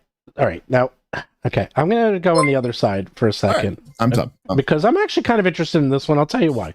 I'm a big fan of Harmon Quest. I listened to almost every Harmon Quest podcast. I watched all the shows, the 2 seasons. Believe it or not, my first PaizoCon, I sat down at the banquet, and I sat down next to who was the GM for Harmon Quest? He was the guest of honor. I can't remember his name. No, that's been. They retired. They haven't been doing it for a few years. He was actually a really good Spencer Crittenden. I sat down next to Spencer Crittenden, and it was a lot of fun. I was talking to him a lot. He was an interesting dude. The point is that Harmon Quest had the guys from Whose Line Is It Anyway, like the best improv actors in the world, and I would like pee my pants listening to this thing. I didn't even care. It is so good listening. That's why I said it matters who they have. You need to have the right people to make it work. Oh my God. If you have really, really strong improv people, then it probably could work. It's going to really be hit or miss, I think. Yeah, when they have Jeff Prost who plays Tylenol with codeine, my favorite character of all time, and he is improving everything to the point they have to stop him because he can't stop. He's just going off. And they're like, Jeff, stop. I'm like, I can't even, I'm like, it's so freaking funny. My favorite thing in that series is when the animators made fun of the people for improving or claiming things that were directly contradictory to what they had said before by, like, for example, one of the guests came on and like clearly stated that she had like put her inventory item in a place where it was like, I think harder to get to. Then she's like, no, I totally had it. I totally had it. And so the animators just showed her like surreptitiously reaching into the bag where they had animated her as putting it and then taking it out and moving it to her hip or wherever it was easier to get to, and then claiming that she had it, which I thought was hilarious. Well, correct me if I'm wrong, right? Harmon Quest was animated. No. They animated it afterwards. Oh, after there was it switched between animated and let me back live. up. There's Harmontown. Okay, here's the sequence. Harmontown is a podcast that was done by Dan Harmon. Also, by the way, one of the most incredible showrunners, writers of all time. So there's also that. No, one of if the top 3 of all time in history. Right. I mean, he's a super duper genius, and I religiously watch his stuff and listen to him because he knows he's 10 levels past everyone. He's beyond intelligent genius. Right. His podcast, which you can still listen to, he recorded live, and then one day he said we should just play D&D. Does someone hear a DM like in the 3rd episode? And then Spencer Quinn and says like, I am. And it's like, and they're like, and this was like 10, 12 years ago before live streaming was the thing. It's like, we invented this thing. It's going to be great. We're going to play live and everyone's going to get to watch. And then it just became part of the show. And there's like 500 or 600 episodes. And every week they would play, and they did Pathfinder because that's what he played. They played Pathfinder, and no one knew the rules, and Spencer did everything. Spencer rolled the dice for them. That's where they came from Community, because they thought that's how it was done. Because remembering Community, everyone's like, oh, that's so weird, the DM's rolling the dice. It's because Spencer rolled the dice, and that's where they thought that's how it worked. And you can listen to all the episodes. So the show was always half an hour, the first half of them doing whatever, and then the second half was them playing Pathfinder. And then that became Harmon Quest, which was based off Harmontown. And it was the same people. And Harmon Quest was, you would see them at the table, but then it would switch to animated sections for that show what their characters were doing. Yeah. It was animated after the fact, which is why the animators had time to like make fun of the people for trying to rules cheese themselves, something that they clearly had not previously said, so they had to animate it the whole time. It was great. The other thing is they were also mostly blackout drunk when they would play as well. And damn, man, it was. But the point is that, you know what? You get the right people, it'll be good. Well, they won't, and it won't. Yeah, you're probably right. So, you're probably right. We got a couple super chats. Rage the Promised End said, I had a game where they ran a multiversal restaurant and they had to quest for special ingredients. That actually sounds okay. Like the cooking show, your idea, it sounds better than the cooking show. So I'll take. I mean, hey, you know what? You can use one of the platinum winners for this last year, the Coppersmith and the Silversmith, and one of their Fey construct said one of them, I can't remember which one, goes out multiversally looking for ingredients. It's like literally what it does. So you can have it come along and help you. Rayo Man 67 says Crawford and Perkins presents the Cookonomicon. Listen. If there's a D&D IP and they could stick it on something, they're going to, and you might definitely get that. And then lastly, Steph for $20. Awesome. Agree with Derik. This whole TV channel thing sounds like the brainchild of an out-of-touch executive who's deeply in denial. Also feels like they want to make their own version of Critical Role because they know Critical Role won't sell or be bought out. Because that is the other part which we haven't talked about. Yeah, it was 100%.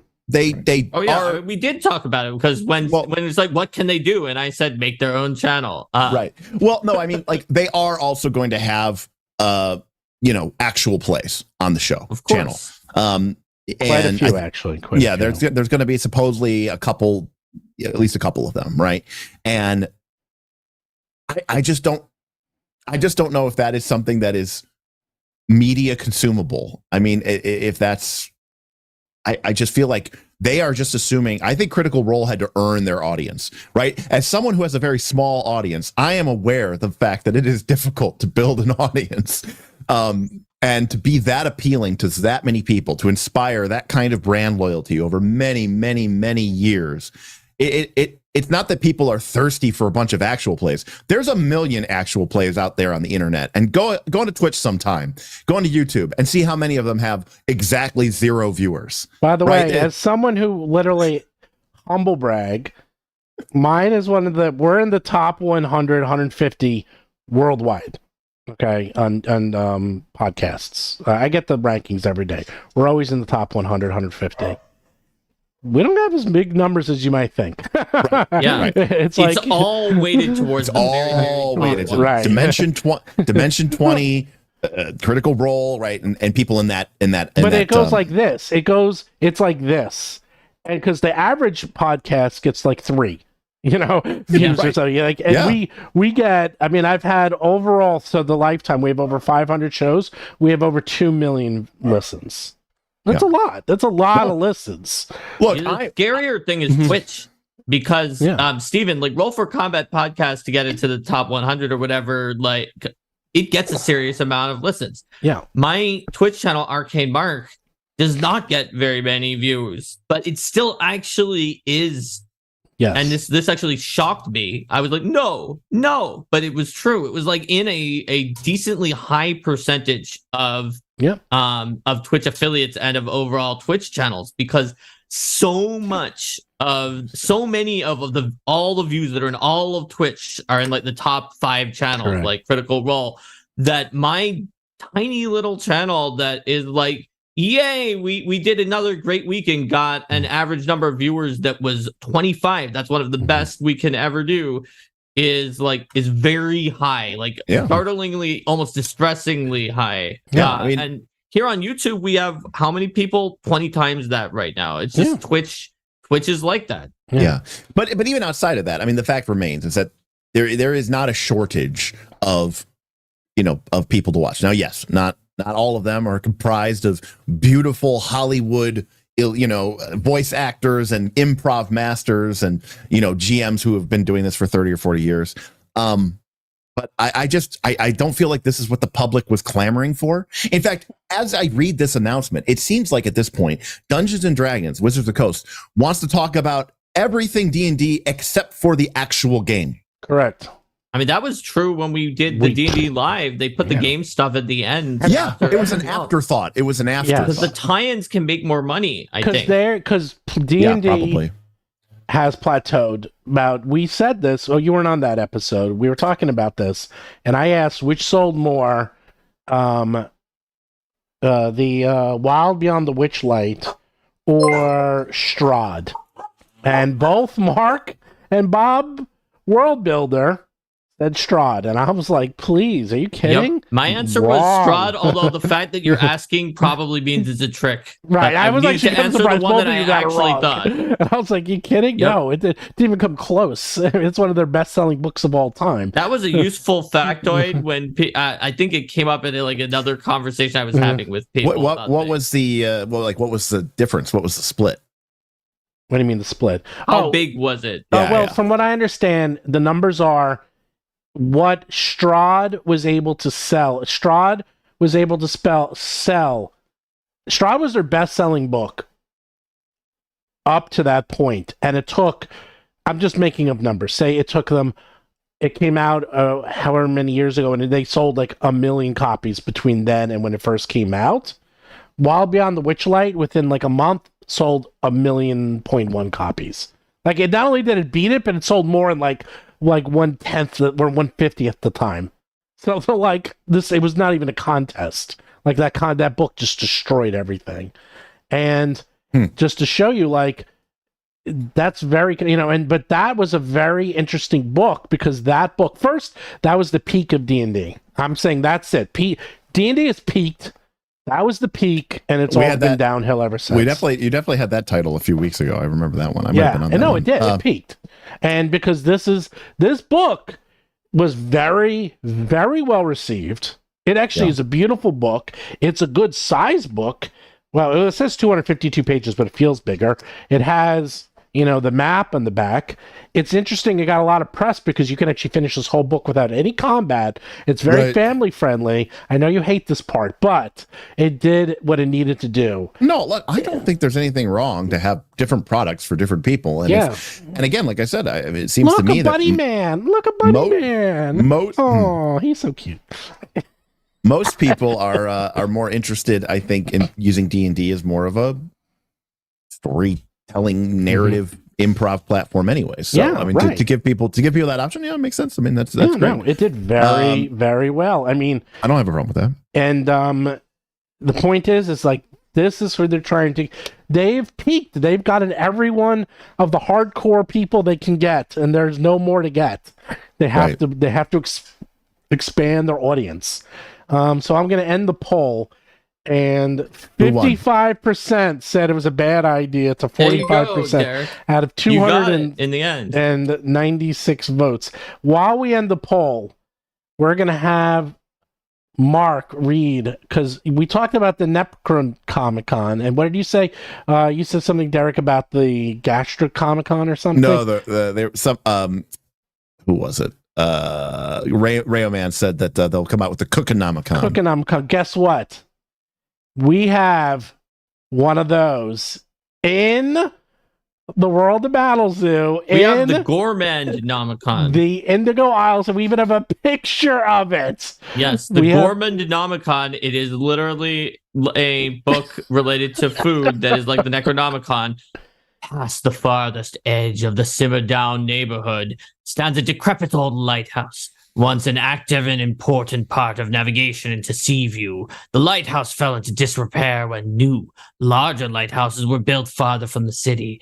A century ago, the Orpak wizard Grimhawk was expelled from the Academy of Tastes for unnatural and aberrant culinary theory. Grimhawk took residence in the old lighthouse and hasn't been seen since. Considering the average Orpak's lifespan, it's all but certain Grimhawk is dead by now. But no one who has braved the old lighthouse has ever returned. The specifics of Grimhawk's culinary apostasy were expunged from the Academy's records, but rumors persist that they're all preserved within the lighthouse in a dangerous tome called the Gourmand Nomicon. And I stand corrected. I stand corrected. There you go. It's like not only you stand corrected, but it's something we have in our own products, buddy. Well, you know what? I've always wondered why my show and my channel has never really taken off. Actually, I don't wonder that, but I know why. I'm just gonna I'll just turn it into a cooking channel. And apparently, but I'll call it something crazy. Today we're making orc cheeseburgers. I would watch that. We're gonna make wyvern chicken. Can we do a cooking channel show when I come visit in a month? Can we do that? These spicy wings feel like they came straight out of the plate of fire. City of Brass, baby. Like City of Brass barbecue. That it's just like it's like Mad Libs. You just take something that's popular and then you take people's love of a product and you stick them together and go, oh, look at us. I hate to break it to you, because one of the most popular things in all of Roll for Combat history and lore is Old Woody, which is a random alcohol. Yes, an alcohol. And this thing is this has stood the test of time to the point that it's actually now in Jewel of the Indigo Isles, The Legend of Old Woody. Right. And it's been in all of our podcasts too. We actually had the intro and how it came to be in Plakestone. We actually have the origin of Old Woody in that one. So, William Brandis, again, my co-host from Nice Last Call, says, "When you go, I just eat a lemon." Not sure we're going to get a lot of views on a cooking show, but yeah, that's fair. That's fair. And we had a few super chats too. It looks like. Yeah. Let's see. GM Scott said they talk about everything but the game because they don't know anything about it. And Ollie Wright said, could you compare WoTC's strategy with the new 5e One D&D release to Paizo's remastered release? Well, to GM Scott's point, I think it's just because at this point, anything that they say is just going to piss people off. I don't think there's they can only lose customers, right? At this point. So maybe if they go, we'll talk about cooking shows. then people go, well, all right. I mean, I guess I can't get mad at you for doing something horrible and wrong. Because like no matter what they do, people go, I can't believe they're changing that. I'm never playing 5th edition again. And they're like, okay, well, we're bringing that back. And then another group of people go, I can't believe that they would bring that back in this day and age. I'm never playing 5th edition ever again. You're like, what do you want from us people? We just want rules that work. I don't know what to tell you. Yeah. And then, but could we compare 5e's One D&D to Paizo's remastered release? In terms of the strategy, I would say like some people are saying that there's similarities and parallelisms in what is happening, but I would say in terms of the strategy of what like the strategy makers, the executives were doing, if we were to put it into role-playing game terms, right? The One D&D release and the OGL being like taken away was kind of like a sneak attack where a rogue comes up and kind of stabs the monster that they're attacking, and putting the orc license onto Pathfinder is kind of like battle medicine or like a cure light wounds type of thing where you are you're healing yourself. But in the end, it does come down to both of them doing like refreshes that are considered to be not quite a new edition. Yeah. I mean, to be clear, they're both new editions, or at least half editions. I won't be dissuaded of that, but like, that's okay. I don't think that's a bad thing. I mean, hell, if Paizo had said we're doing 3rd edition Pathfinder, I would have been like, that's cool. Like, not yet. Change it up. Obviously not now. They're going to do remastered. Yeah. Can't wait. But no, I'm excited about it. I'm excited to see. It's actually it's also going to be interesting. I love buying books, Steven. No kidding. So no, it's going to be interesting also from even just because people have not really seen how do you do an update to something. Like no one really is 3.5. Yeah, but people weren't. The game was never that big back then, and people weren't paying attention. No, it was 20 years ago. Right, it was 20 years ago. There wasn't YouTube. There wasn't like a million channels that are going to go around dissecting it to this point. Like now, when this book comes out, these books come out, people are going to do hundreds of videos doing analysis and comparison, showing how did it change and what adapted and what and it's going to be very fascinating because it will be really held under a microscope, not necessarily as to whether it was good or bad for Pathfinder, but how do you do this for a role-playing game? Because, and I wanted to do this, how many editions? All right, okay, people, all 450 of you, we're going to do a little challenge here. Are you ready? How many versions of Dungeons & Dragons are there? Real versions. Now, what do you mean by real versions? Real versions, Steven, as in that is actually fighting words for some people. 10, at least. So for a book, if you're professionally publishing a book, if the book has more than 10% of the content changed in it, you have to get a new ISBN number. You can't use the same one. So, like, for example, if you do a 2nd or 3rd edition of a book, you can make changes, but no more than 10%. Are you counting like Holmes, Moldvane, Netzer? Well, no. So by that definition, yeah. No. How many are there? And because there actually there is a number.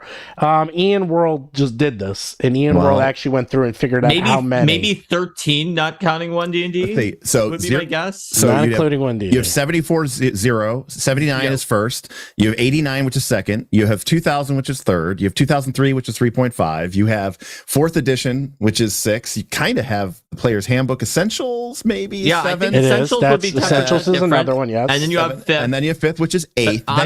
Then you have Moldvay or Holmes Basic, Moldvay, Rules Encyclopedia. Rules Encyclopedia. Then there was the Black Box edition and the Classic edition, which was like 6th edition basic. But are those actually different enough to be? I don't know. I would say like 14. Well, what about Dungeons & Dragons Advanced? And there was a 2nd version of Dungeons & Dragons Advanced Revised, 2nd edition revised. I'm counting that to 13. You're talking about the black cover books? 1995, the revised 2nd edition. The black cover books, right? Yeah. No, Advanced Dungeons and Dragons wasn't there? There was a second Dungeons version. And Dragons. No, yeah, I said AD&D second edition 1989. Oh, okay. Yeah, there's AD&D first edition, then there's AD&D second edition 1989, and then there's another revised AD&D second edition. But what I'm saying is that was just a reprint. The point is, so you're right. What was the number? Somewhere between 11 to 13 because there is controversy, as what you were saying. It's about that. The point is like we're on 5th edition. I'm like, dude, you're on 13th edition. Right. It's like, and no one really has ever seen how do they transition between these editions smoothly. I mean, you can look back now and look and see how you did it, but we're going to all be front and center to see how Pathfinder does it. It's going to be fascinating. Yeah, that is true. But I mean, at the same time, I mean, I look at how they did first edition to second edition Pathfinder. You know, they had the playtest book. They talked to their community. That was first edition to second. Okay. This is really going to be second to whatever. I'm not going to call it 2.5, but it's kind of a 2.5. I mean, I would say maybe 2.1. 2.1 is accurate if I'm doing it like I'll say if it's 2.1, I'm disappointed because it means they didn't go far enough. It's going to be closer to 2.1. But they're intending to not go very far. They don't want to. They just want to get rid of the OGL stuff and makes a few quality of life updates, but keep it as compatible as possible. Yeah. Which is fine. I mean, I've seen some of it, and it's going to be a 2.1. It's not going to go that far, Derik. I'm telling you right now. But I will say what they are changing is really the meat and potato. Like, they're not going off and doing little things. Like, they're changing core stuff. So that's another thing. It's like, I've seen this happen where they change tons of things. This is more in video games, especially like MMOs and stuff. But all of it's crap no one cared about. Yeah, they changed tons of small things. Right, no one cares. It makes it more different, but it's not like big ticket. Right. So with this, they're actually changing not a lot, but they're changing really core stuff. So again, is that a new edition or not? It's like hard to say because the soul of the game is going to be different. You know, you could say whatever you want about alignment not being in the game, but already people, I mean, that's the number one topic that people talk about. It's a big difference. It's a big difference. Alignment is always going to be the number one topic that people talk about in any situation where alignment is one of the topics they're allowed to talk about. Okay. Yeah. And it totally is here too. Right. I mean, again, I just think that at the end of the day, you know, I don't know what D&D, I don't know what the future holds for D&D. I mean, William Brandis had a $5 super chat and he said, at this point, it's like I'm watching WoTC kick the corpse of a beloved pet. So guess I'm on the PF2 bandwagon now. Toss me a scroll of Dino Fort, Mark. Yay! Here's your Dino Fort scroll. Use it, and I'll watch as Derik bites into a lemon every time. Now, to be clear. Oh, God. No, to be clear, Derik, I have been on record saying that I think you're correct by your own criteria that it is. To be clear, rated. Pathfinder 2 does not have a caster level check like Pathfinder 1 did in order to use higher level scrolls. So if you could somehow get a hold of a copy of Dinosaur Fort, say when your character was only level 8 or 9, that would be bonkers. And that would be a very fun moment in your campaign for sure. If like it's like handing somebody the keys to a very niche nuclear bomb and just waiting to see what happens. Oh, give them an artifact that just does Dinosaur Fort once per day and see what happens for the rest of your campaign. No, I like the idea of now. Granted, of course, probably they'll take the scroll and say, okay, we're going to sell this and we're going to buy +3 striking swords. But but if they can't, that's why an artifact, because it has no listed price. Right, so which means it is worthless. Which means you should be able to craft it in 4 days automatically. Obviously. But anyways, choosing monster parts. Ollie Wright is also asking, Mark, did you sneak a list of changes you'd like to see to Logan on the slide? No, I did not, Ollie. But you know what? Logan knows certain things that he and I both thought, such as the wizard simple weapons and the rogue martial weapons. He knows from discussions that we've had. I'm not surprised that when OGL was being considered a drawback rather than an advantage for continuity, that got cut, because that was definitely only in there for continuity's sake. So we only have 155 likes. 250 likes, and Derik's gonna do something. We don't know, but we'll make him do something. We'll make Derik do a cooking show as Kermit the Frog. Or you can't just go back to that every single time. You go back to okay, Kermit fine. every you time. know who you're going to do it as? I'll do something one worse.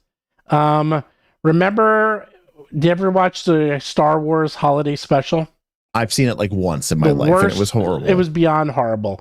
Do you remember they had an alien Julia Child cooking segment in the Star Wars holiday special? Do you remember that? I do not. Star Wars holiday special. Let's see. I'm trying to remember who they. Now, I would actually watch that if it was a cooking segment in which an alien cooked Julia Child. That's what they do. It was cooking with Chef Gourmandia.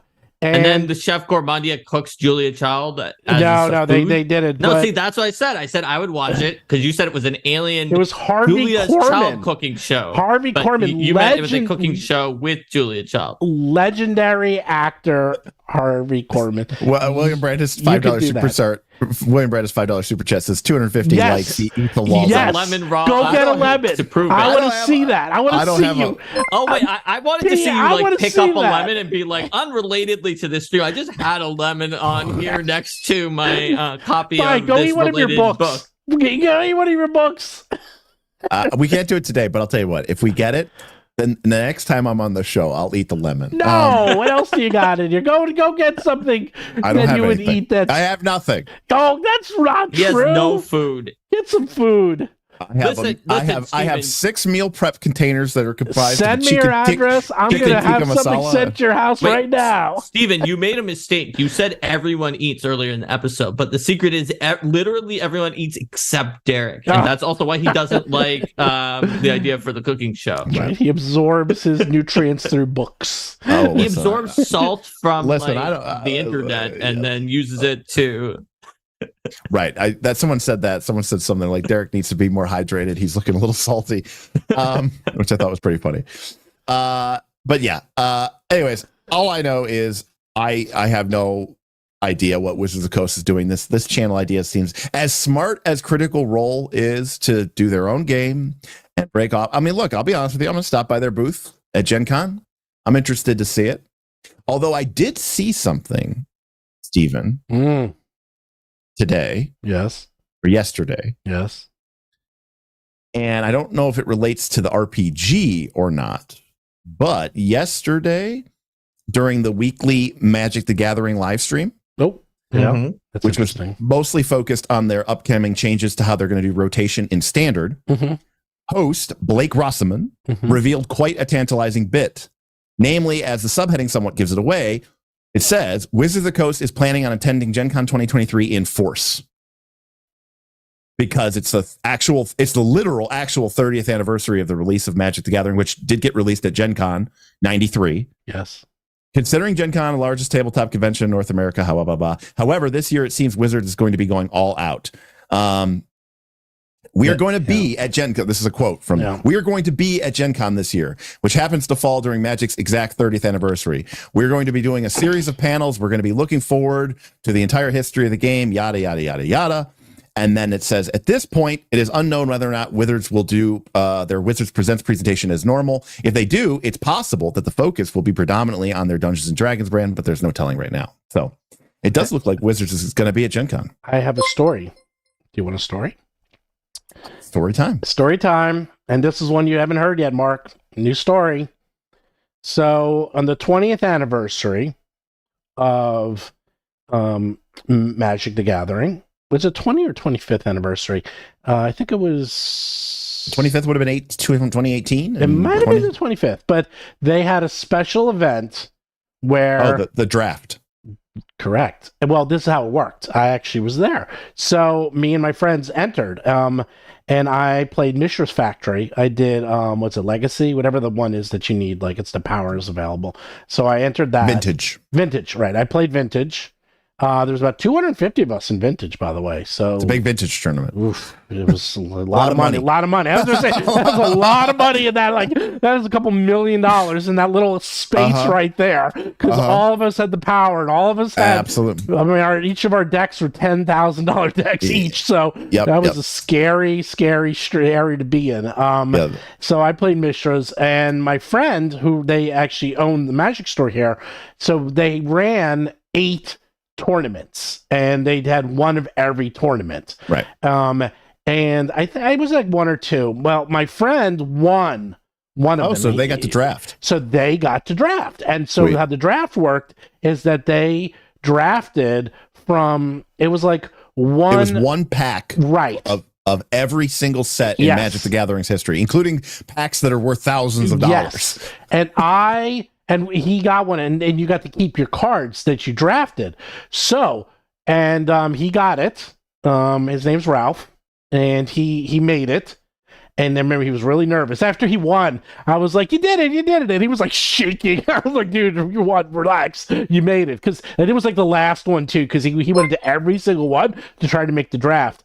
I guarantee they know what's in those cards. Because it's like, what are they going to pull? When they pull, the original revised, it was going to have something in there. And sure enough, there was some, it wasn't a Mox, but it was like, maybe it was a dual land, but it was something pretty good. Like, it was not like the best, but it was good. I think it was a dual land. And all of the packs had pretty good stuff in it. I was like, they knew. Like, I bet those old packs were searchable. Yeah, they must. Yeah, there were ways to do it. Or they if you're wondering why I randomly laughed in the middle of what you were saying, I am Air super chatted saying when WoTC said they're coming in force, does that mean they're bringing the Pinkertons? They just come in and they start curb stomping everybody, and they're like burning down other competitors' booths, and they're just like, we used to own this con, we're buying it back. There's an obscure contract that Peter Atkinson signed in 1996 with frickin' Lorraine Williams that gives us an inside edge that Gen Con is actually ours, and you have to kiss the ring if you want to be here. It just said Williams on it, and we now have Cynthia Williams. Before it comes into full circle, and so wait, I don't know. Tiger Eyes also said he wants to know what Steven will do if we get to 250 likes. Well, we don't have it, so we don't have to worry about it. We only have 227, so no one has to worry about that. So anyhow, it was a very interesting draft because there was all of us watching, because then it was like you get a card. So do you take the better card, or do you take the rare card that's worth money? So because every card was like worth a fortune. So he didn't win that. He didn't win. He got eliminated. What's your friend's name? Ralph. Oh, okay. Ralph. Last name? I don't actually know his last name. Hold on, I gotta look on Facebook. I don't ever talk to him about this sort of stuff. Hold on. Well, no, I just wondered if I knew him. Probably not. But I'll give you his name. Not trying to call him out. Ralph Emery. Oh, okay. No, he's the owner of Undiscovered Realm in New York, and him and Chris Wilcock are two of my good friends. Chris, I'm actually much more closer with. And they also are really big into tattoos. They're big tattoo parlor. Dominicus Priest says Pinkertons are going to leave a horse head at the Critical Role booth. Mercer wakes up at his attached, beautiful Hyatt hotel with the bloody sheets. You never know. The point is that for Magic, because the Magic scene at Gen Con, the D&D scene has more or less died at Gen Con. Yeah. But the Magic scene, because it's not run by WoTC, it's run by other companies, is still very, very strong.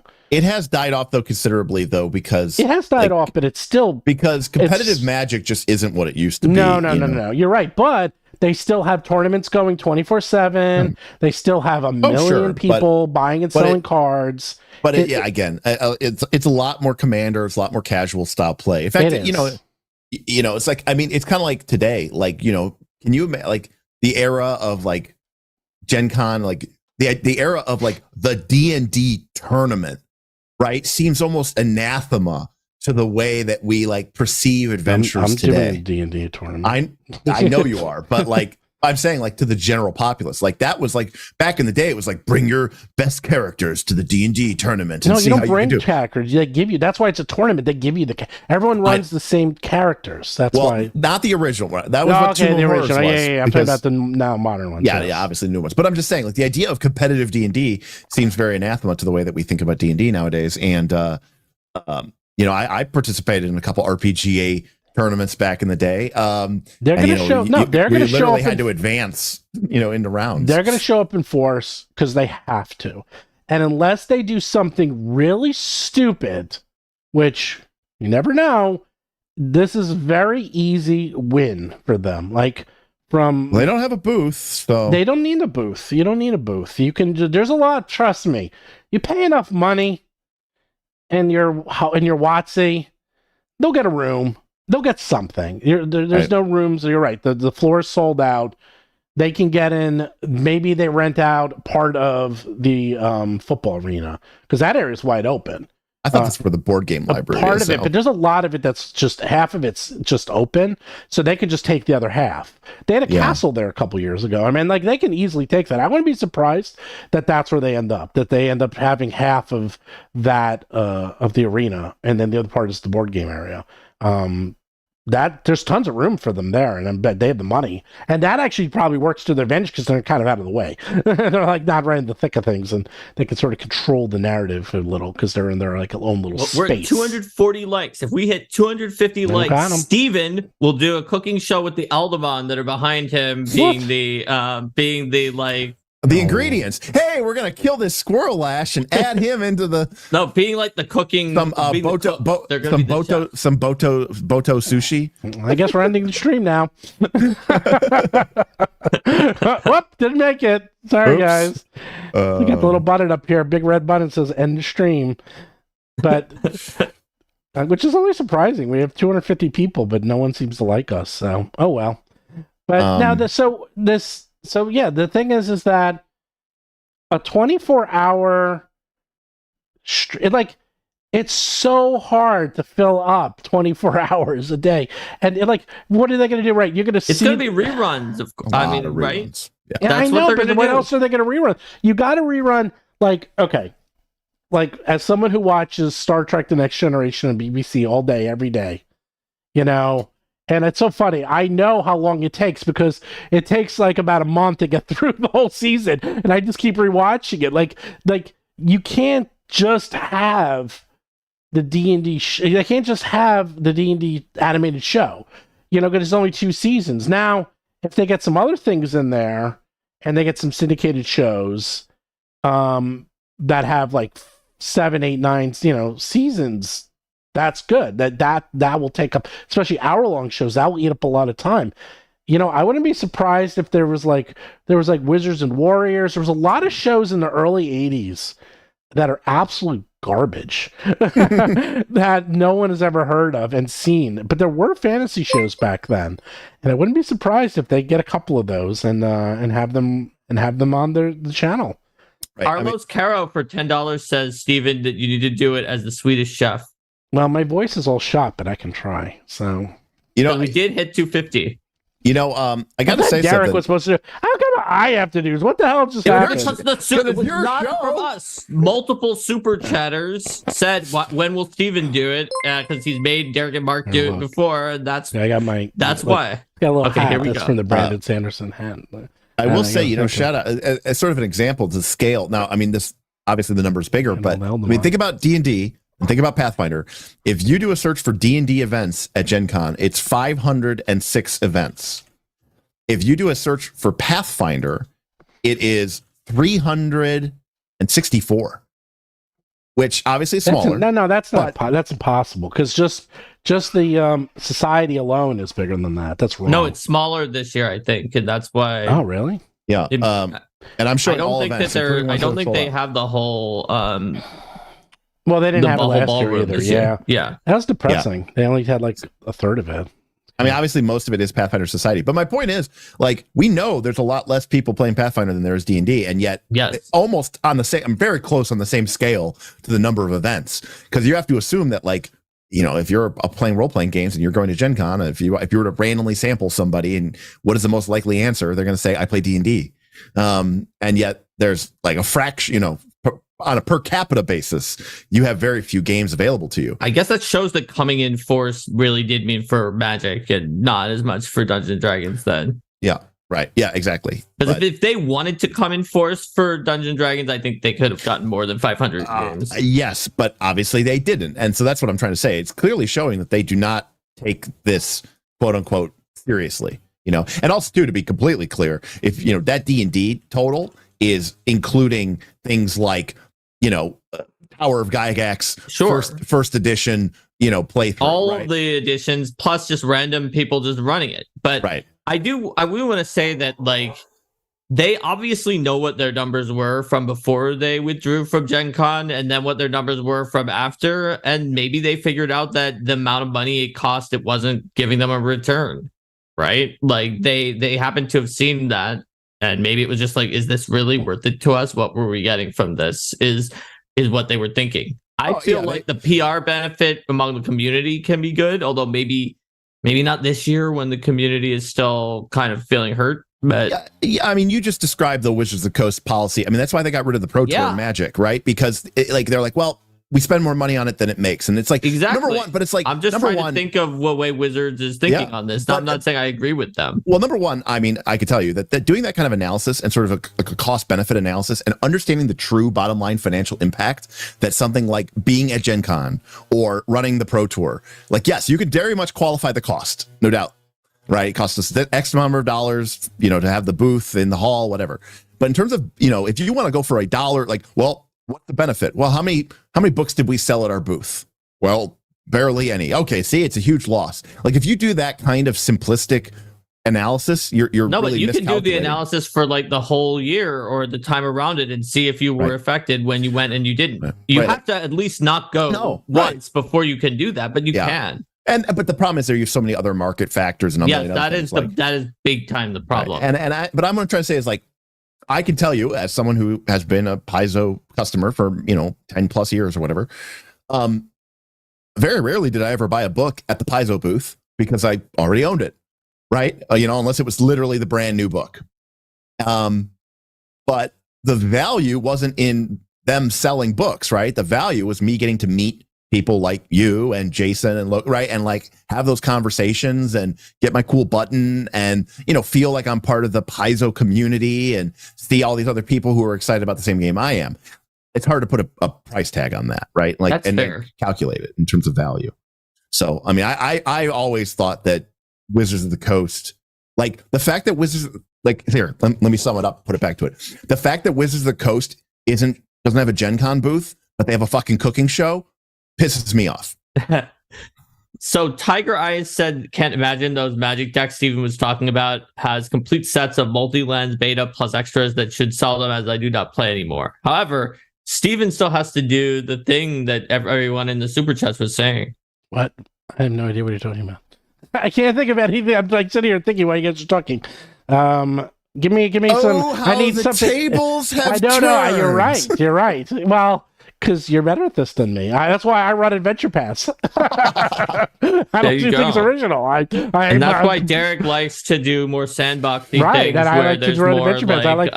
I like scripts. I'm actually being I'm kind of being thrown on the spot. This weekend is Bob from Nice Last Call's birthday, and he wants to do his birthday for his birthday. He kind of has a day off from daddy duty.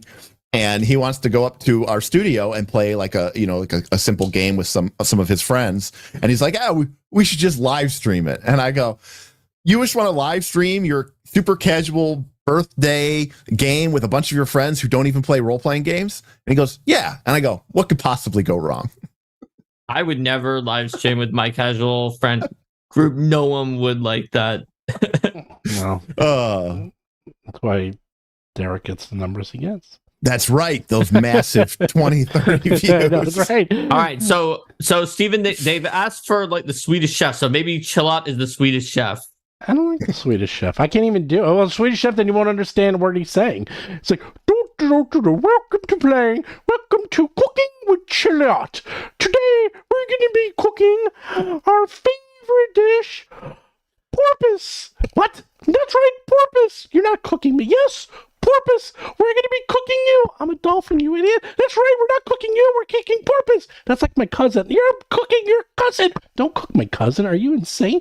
Yes, we're cooking with chiliot and porpoise today. Now, porpoise is an excellent source of protein that has amazing ingredients and omega C and B and G to give you great eyesight, great strength, great agility, and great powers. In fact, if you eat this right after going on a big adventure, you might even get some bonuses to your ability scores. I have no idea what you're talking about. What the hell are you talking about ability scores? Just stick with it. I know what I'm talking about. These are gamers. They're geeks. They love it. They're going to eat it up. They want all this stuff. They want a power game. Okay, we now got a super chat from William Brandis to stop doing it, which is exactly what Derik loves. Is that someone says to do it, and then the other person will get you to stop. Someone actually paid me to stop. Right. There you go. It's perfect, Steven. You did it. You figured it out. Maybe you figured out a better way to monetize the cooking show than this other one. Although I don't know. I started to think about it. I'm like, okay, now I'm starting to get into it. It took me a few seconds there, but I was like, okay, wait, I think I got it. I said in chat, I said I should have just eaten the damn lemon. Yeah. Oh wow, was that so? Was it that bad? No, listen, I'm not great at voices, though. I never have been. I'm not good at voices. Due to the delay, I think William Brandis sent that chat early, and then he sent another $5 super chat that said, "Please." That's how bad it was. Stop. It was so bad that we got $10 for him. Thanks. He got please stop, and then please. Now you have stumbled onto the Knights. You have stumbled onto the Knights of Last Call's primary income source. The number one way we make money is when people do things and they pay money to make me feel bad and or to make my life a living hell. So I started to go into the deep lore, like I was starting to get into it. Look, you're causing people to leave. Death Pit says, okay, this is completely devolved. Oh my God, yeah, I lost all these people. Damn it. So that was totally not worth it. We lost like 30 people. We lost 10% of the audience. Come back. I'm done. I applaud your decision. I applaud your decision to leave. But no, I mean, at this point, we're I think we finished the topic. Yeah, we finished the topic. Mark. Yes. Question for you. Yes. Pathfinder 2 question for you. Pathfinder 2nd edition has some line of sight rules and line of effect rules. And one of them is that if you know which target, if a target is hidden or invisible, or in other words, you cannot perceive them with a precise sense. Okay. Right. You could target their square with a attack. Say from your dagger, or your sword, or your bow and arrow. Or any targeted thing that you want to target them with. And it's a flat DC 11 check. Yes. However, now that is the rule, and it seems pretty cut and dry. If you know what square to target. Right. And they're just hidden. They're not undetected where you're like, who knows what square they're in. Exactly. So why does casting a spell have different line of sight rules? Casting a spell has different line of sight rules? Yeah, so because it says some spells allow you to directly target a creature, blah, blah, blah. The target must be within the spell's range, and you must be able to see it or otherwise perceive it with a precise sense to target it normally. It says, at the GM's discretion, you can attempt to target a creature with a spell that you can't see, as in the detecting creatures rules on page such and such and such. But why that language? Yeah, why is it? I don't know why it's at the GM's discretion. It should be pretty cut and dry that you can do it when it's hidden and you can't do it. Because would you agree that as written, that is saying that the default assumption is no, you cannot target. And it's only at the GM's discretion that you would allow people to target. As it is written, the default is that the GM decides the times that you're able to target. But I feel like those times are so close to exactly the same number of times that they're hidden but not undetected that it might as well have just said that. Like, right. Because like if you can't, you can literally target them with everything else in the game including that it just says anytime you're targeting creatures with item activations, with a ancestry feat that looks and feels very similar to a spell, and it's with DC a monster 5 special ability that is like that, and it's DC 5 if they're concealed, and it's a DC 11 if they're completely hidden. And the rule says it works for anything, so I don't see why see why the cast a spell rule says that the GM has their discretion on it when what's literally weird, the times that they're hidden but not undetected are the times I would give my discretion, and I'd be like, no, you can't target them when you have no idea where they are. It's an odd statement because in particular, it's like, well, yeah, but the GM always can use their discretion, right? Like, it's almost like it's giving you permission in this instance to use your discretion, but otherwise you can't use your discretion. Anyways, I always thought it was a really strange wording because, again, as written, it's basically saying you can't target people with spells that you can't see. Now, that being said, Mark, if I cast Magic Missile against a hidden foe, how would you rule that? Oh, well, or an invisible foe. I would rule it the same way that it's always been ruled by every time I've seen it done with in live streams, other things with Paizo folks running it, which is that you can target because the rules on targeting say that you can. And you roll the flat check to see if you targeted the right spot or not. But then if you didn't, what happened to the magic missile? Because a magic missile can't miss. Yeah, well, you didn't target the right spot to begin with. But I can't not a target with magic missile. Why not? Well, like, I can't shoot magic missiles into a door. I can't shoot magic missiles into the air. I have to target a creature. And if I can't target the creature because I didn't see the creature, then what happened?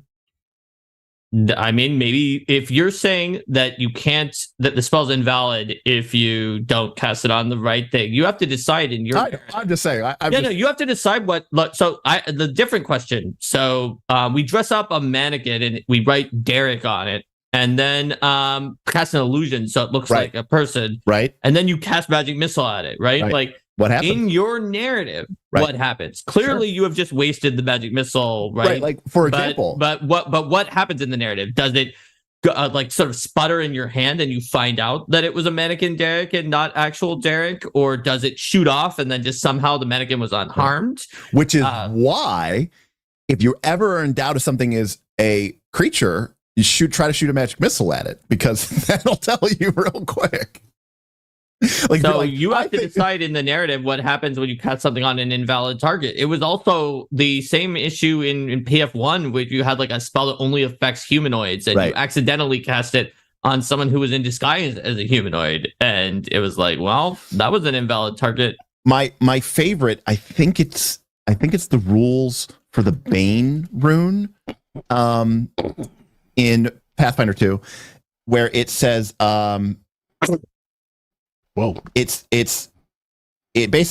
It's up to the GM's discretion whether or not the Bane rune applies against a creature disguised as a creature of that type. So if I was like a human dressed up as a dragon, the Bane rune, if you had a human Bane weapon, it might not do damage to me. And if you had a dragon Bane rune weapon, it might. Yes, the GM gets to decide in that situation which one is going to work. And it works with that and other things about, like, I really hate dragons, because both the rune can be potentially be fooled, and in some of the cases it's just like, as a dwarf I hate dragons or something like that. The problem is you have to get into the psychology of it. Like, if the dwarf hates dragons and you really convince them that it was a dragon and that the reason they did more damage is due to their hatred, then their hatred should still be accurate there. Whereas if they just really hate dragons, but the dragon is so well disguised they have no idea it's a dragon, then they're not feeling angry right now about dragons. So, like, the Bane rune kind of, it has a divination as its school, because it's trying to figure things out. So the question is, the GM has to decide whether it was fooled, essentially. And you can think of it as really hating the dragons. I know. It's real funny. It's cool, though. It is an interest. It's like what we say. It's like they should just have cast Divine Lance on everybody entering a town, right? Because if it zaps them and doesn't do any damage, then okay, they're good or they're neutral. And if it hurts them, okay, they're evil. You know, you get all the information you need about whether or not this person's potentially problematic. And you only killed like But they were evil. A whole bunch of evil commoners. Right, and who cares? They were evil. I mean, alignment. Is there no due process for people who happen to have an evil alignment? Some of those people are adventurers. Certainly don't. They stack them up pretty high. Adventurers are not the ones who get to decide what happens when people enter town. At least usually. Now, Jonas asked a question. Better question. Why can't magic missiles shoot objects? Because magic missiles never been able to shoot objects. That's actually the only time magic missile has ever been able to shoot objects is Neverwinter Nights, when it was the best way to get through doors and lock treasure chests was to shoot magic missiles at them, because force damage got through a lot of their resistances and they were targetable. And I believe for Neverwinter Nights was kind of based off of 4th edition. No, the original one was 3rd, and it legally allowed you to target. In 4th edition, and 4th, I think you could, right? You rolled an attack roll. A magic missile was just like anything. It was like more like a force missile where you just shoot out a little range touch attack. Anyways. So do you want part 2 of this? This time I figured out what to do. Are you ready? Okay. Here we go. It's up to you how many more people you want to lose. You've already lost 75 viewers. You're going to like this one, though. Okay.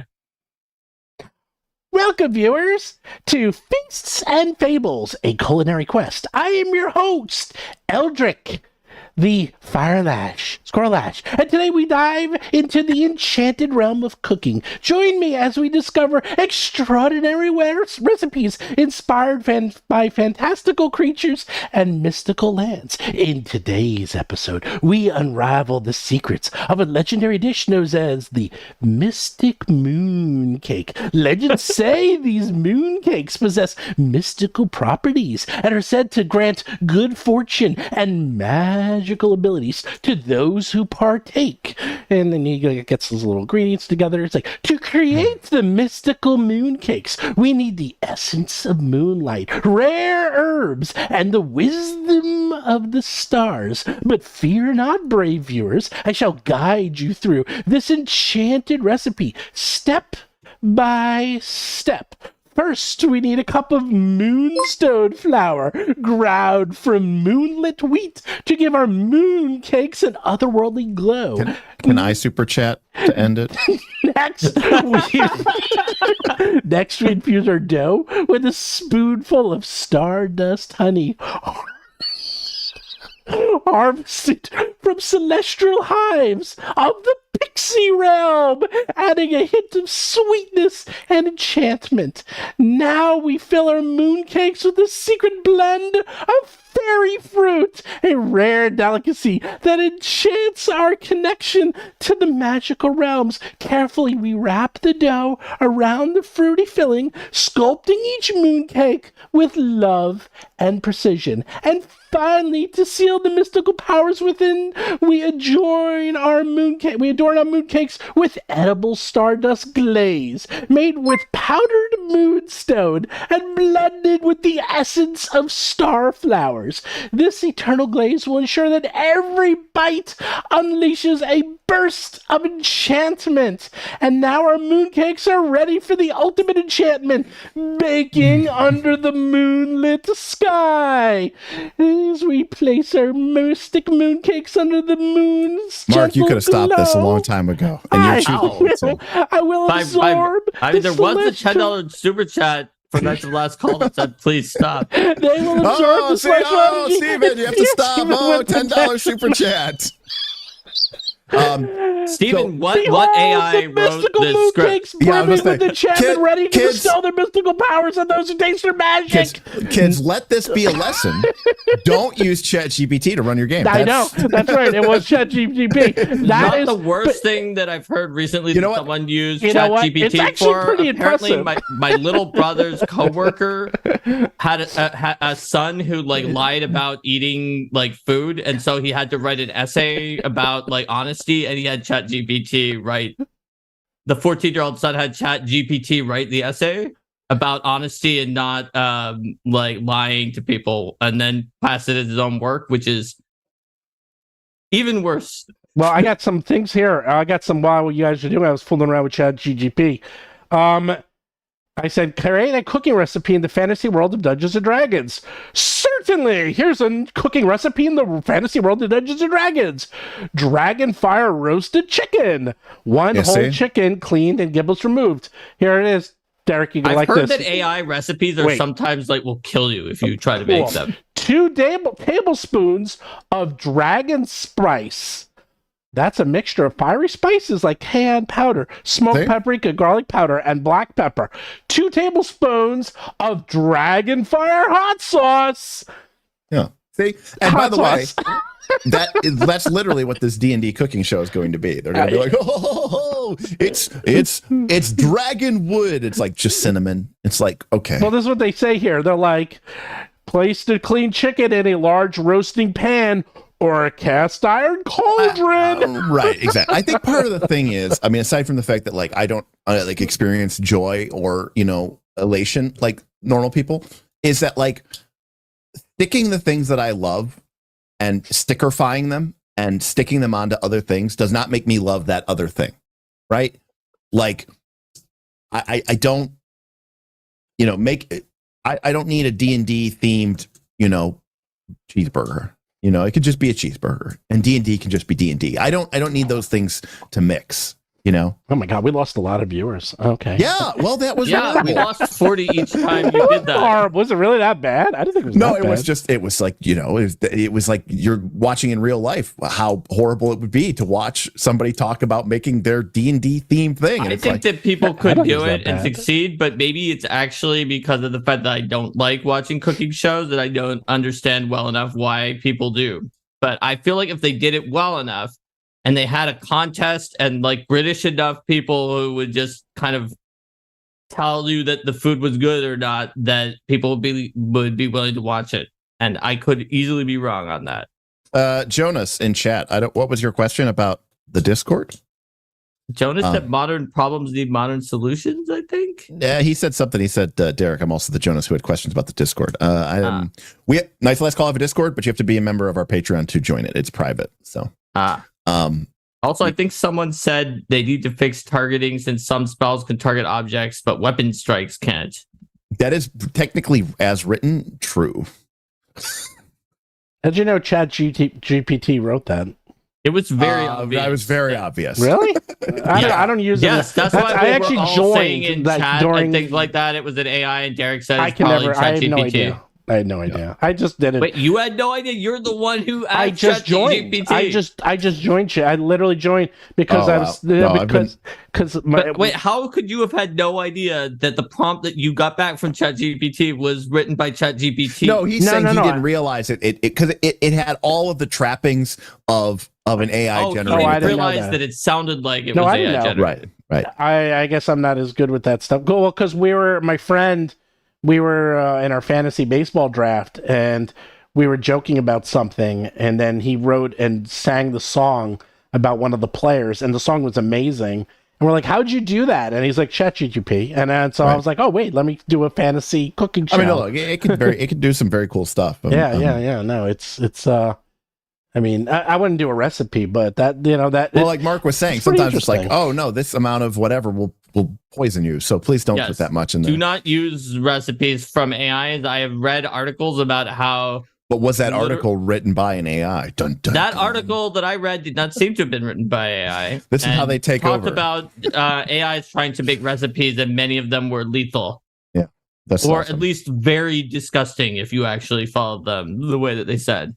Well, yeah, that's a whole subgenre that I won't get into. So yeah, it'll be an interesting couple of months coming over here as we go through the summer. I mean, right? I mean, you're gonna have supposedly, maybe you know, it'll be Paizo versus Critical Role versus Dungeons and Dragons. Why would it have to be versus? Because most people don't buy more than one RPG. Well, I mean, most people buy. Are you most people? No, but I'm not most people. Derik, I would say most people just get D&D because it says D&D on it. That's true. And that at the point where they would even be considering Paizo and Critical Role, and other than that, then you're already not in most people anymore, and you might be in people who are willing to get both. I'm gonna say D&D does not want to be. Look, they don't want to be. They don't want to be. Look, Disney started out like Disney World. So Disney is 100 years old this year. I go back to Disney. I think every year, every time we get together, I talk about Disney because it's an amazing company. It's really fascinating. So they're 100 years old, but the theme park is only about 50 years old. So what were they known before that? And that's where they make all their money now. It's like, that's what they're trying to do. They're trying to pivot this into something it's not. It's not going to be D&D anymore. It's not going to be a game. That is going to be one very small aspect. They want this to become a brand. They want it to become a theme. They want it to become, they just want it to become something that represents fantasy and the whole idea of wizards and fighters and rogues and thieves and just become like what basically two other people who have been able to do this successfully. Harry Potter, which has been around a lot less time than D&D, like half the time, and Lord of the Rings. Like, you say those two names and you immediately think of fantasy. Different types of fantasy, but fantasy nonetheless. I think D&D wants to use that cachet and do that and turn into those type of brands. And they're not going to do it through books, They're going to do it through, they tried movies. That didn't work. They're trying TV. I don't think that's going to work. So they're going to do it through microtransactions in a phone app, that's what this thing's going to turn into. It's going to be a phone app. And they're going to make hundreds and hundreds of millions on this phone app. And that will probably be it. And then the game will be some extra thing that just keeps it in the same reason that Disney continuously releases live action movies only to keep the copyrights active. No other reason. That's why they do it. That new Little Mermaid movie looks like the only reason they're doing that because The Little Mermaid came out in like 93, 92, 91. Yeah, like 91. I mean, obviously they're going to try to 91. Make movies good so that they don't lose a lot of money on it, but they don't care. Steven no, is they right. don't. They do not care. I'm sure that if they're making it mainly, they're making it mainly to keep the. No, that's the only reason they do it. Look at Pinocchio. Okay, but Steven, do you remember that even came out? Did you see the reviews? It was atrocious. Steven. Yes. Even though that is their goal in making the movie, they obviously could have made it terrible at like 1/10 of the cost and everyone would just hate it. And they probably figure at the point where they're making a movie to keep the copyright, they might as well try to lose less money on it than if they just literally farmed it off to the worst director they could think of. Like, remember back when Germany, that one German director would keep taking video game movies because he could make them bad as a tax write-off. Yeah, he did Pole. Yeah, I know all that. Yep.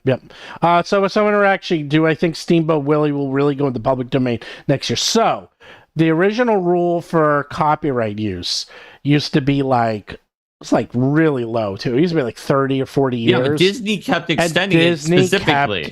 So Disney kept lobbying Congress because they didn't want anything to go in public domain. And it would always get extended. It was like 60 years, then 70, then 80. Now it's 95 years. But now they're not extending it anymore. There's various reasons. 95 years is pretty damn long. So it's way too long. It is way too long. So Steamboat Willie next year goes into public domain, which anyone can then make derivative things from Steamboat Willie. Anyone could do. Will it?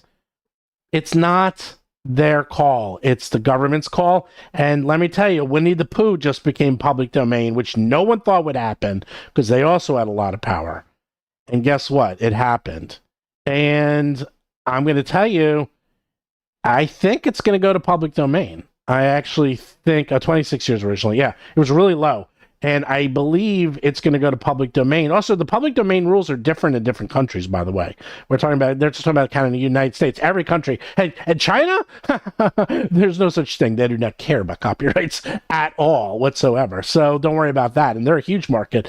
The thing is, that's why they come out with new types of these versions, because they can then renew it and start the clock ticking again for another 95 years. So maybe they're going to come out with some big Steamboat Willie thing this year so they can start another 95 years going. And then, so yes, the original Steamboat, but then they can sue you saying it's a derivative of the current Steamboat. I'm not sure. In fact, you know what? I actually answered my own question. So Arcadia is coming out, and Arcadia. That's it. So Arcadia is coming out. Sorry, not Arcadia. Lucania. That's the new collectible card game by Disney that's coming out this summer, and they have a whole bunch of original artwork in there, including some old ones. I have an article about all the cards here. I'm just pulling this up. Right, they have Mickey Mouse, Brave Little Tailor. They have Maleficent. They have Elsa's the Snow Queen. I'm looking. Yeah, they do have Steamboat Willie. So Steamboat Willie is one of the cards. It's one of the core cards here. So you do that, and then you can renew the copyright. And so yes, it goes into public domain, but then they can still fight and sue you and pull it down, saying you are infringing this other copyright. So they're gonna just test the system. That's basically. Didn't they also put Steamboat Willie into like their logo on a lot of things now, so that they could potentially do that? Yeah. They're gonna do trademarks do not. Trademarks do live copyrights, but this is public domain. Public domain is a whole other thing. Public domain supersedes everything. It's like when something goes to the public domain, then anyone can use it for any purposes, and no one owns it. It's owned by literally the public. And the problem is that Steamboat Willie now is still being used by Disney, and they actually are putting it in the product. So now they're going to fight it because it's like, yes, we originally had it 95 years ago, but we're still using it, so we get another 95 years. And this is actually going to start happening to things like Superman, because Superman's from the 30s. So another 10 years, it's going to go in the public domain too. You know, like when Superman goes to public domain, like people are going to, it's going to get very interesting because no one expected these things to ever last this long. And again, Disney kept making it go longer and longer, and unless Congress changes the rule, which they can do, who knows, they might say, okay, now it's 100 years or 105 years, and then it doesn't go into public domain. But I don't think they're going to go, I think 95 is about as far as they're going to go. So original Superman's not in public domain. In fact, they lost. There was a lawsuit by the family. So the family got $300 for Superman for all rights. Okay. Come for the WoTC, stay for the trademark law. No, hey, dude, it's interesting. So they got $300, which back then is a lot of money, and they sued DC, basically saying we want money. Like they had all this stuff, but they were saying it's like we want money. They're like, you know, they had it, and they lost. They lost the case, saying no, you signed it all away. Sorry, you know, and they lost, but they fought very hard to keep that. You know, to get a piece of it, but no, DC still owns Superman. That's not in public domain yet. So anyhow, oh, that's right. D&D might go to public domain in another 25 years, but it's under OGL, so it doesn't matter. It's already public domain, baby. Anyone can use it. That's different than public domain. I know, but it's not that different, I will tell you. Yeah, with all Creative Commons and OGL, it's not that different at this point. It's not that different. So, wow, we just keep going, don't we? You're not doing anything tonight, though, Derik? Well, no, I do. I have to go to my dentist. At night? Go to a dentist at night? Listen, he's excited to go to his dentist compared to watching the those cooking shows. No, I'm getting my first set of aligner trays for my Invisalign. Let's see your teeth. Let's see how bad they are. I can't see. Yeah, I got gaps. They're not great. Yeah. Did you have braces? No. Oh, never that's did. why. Okay. Yeah. Well, in that case, then your teeth are not bad at all. Well, there you go. Yeah. So, but anyways, my dad's a periodontist, so I grew up with all that. I grew up with teeth everywhere and X-rays everywhere. My teeth, everyone's always were impressed. They're like, my teeth were, they're nearly they're perfectly aligned at the top. A little bit of a shift on the bottom. I was thinking of it as a line, but no, you should definitely do that. Actually, a lot of my friends in their 30s got braces because I probably would have got it, you know, sooner, but you know, I went through that period of time there where I was professionally unemployed and you know, living in the woods. Living in the woods? You weren't living in the woods. Were you living in the woods, really? I mean, for 6 months, yeah. No. Yeah, when I hiked the Appalachian Trail, I lived in the woods. Oh my God, you're like that movie Wild. Yeah, she hiked the PCT. I know, but you're like her. You're a bum. Hey man, remember that scene? Yeah. I didn't have a job and I lived in the woods. So remember yeah, that scene? She's like, I'm not a bum. It's like, do you have a job? She's like, I'm in between things. No. I was a professional homeless person. Oh my God! Wow. But yeah, I feel terrible now. Yeah. Anyways, no. So I didn't do so I wasn't going to do it at that point in time. And your parents would take you in? Damn. Well, no. I mean, I had a house. Oh, well, I just didn't live there. Okay. I thought you were like out on the streets. No. I voluntarily left my house. Oh, well, which I continued to pay the mortgage on. And then I went and I didn't. Bum.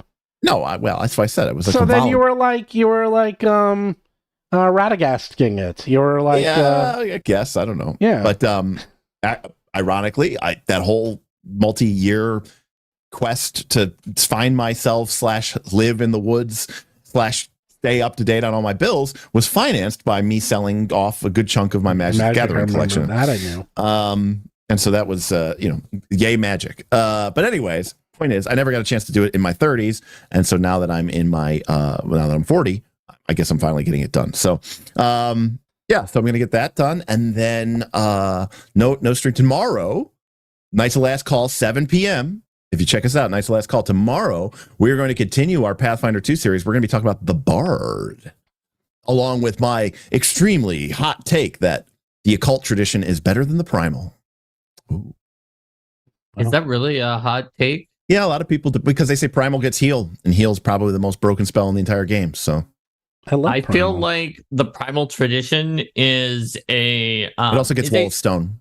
I feel that primal tradition is the stronger overall tradition, but that when measured in the Derik Melinda way of which one has the most S-class spells, that occult is obviously going to win, because primal has the broadness to do what you needed to do with, and occult is like, we're only going to do this one kind of thing, but we have several very strong spells. Yeah, someone built a really compelling. It was interesting. They built a really interesting, compelling graph using like Tableau or something off of our data set, and which basically showed like what would be the ranking of the traditions as you get higher level, and occult is clearly third.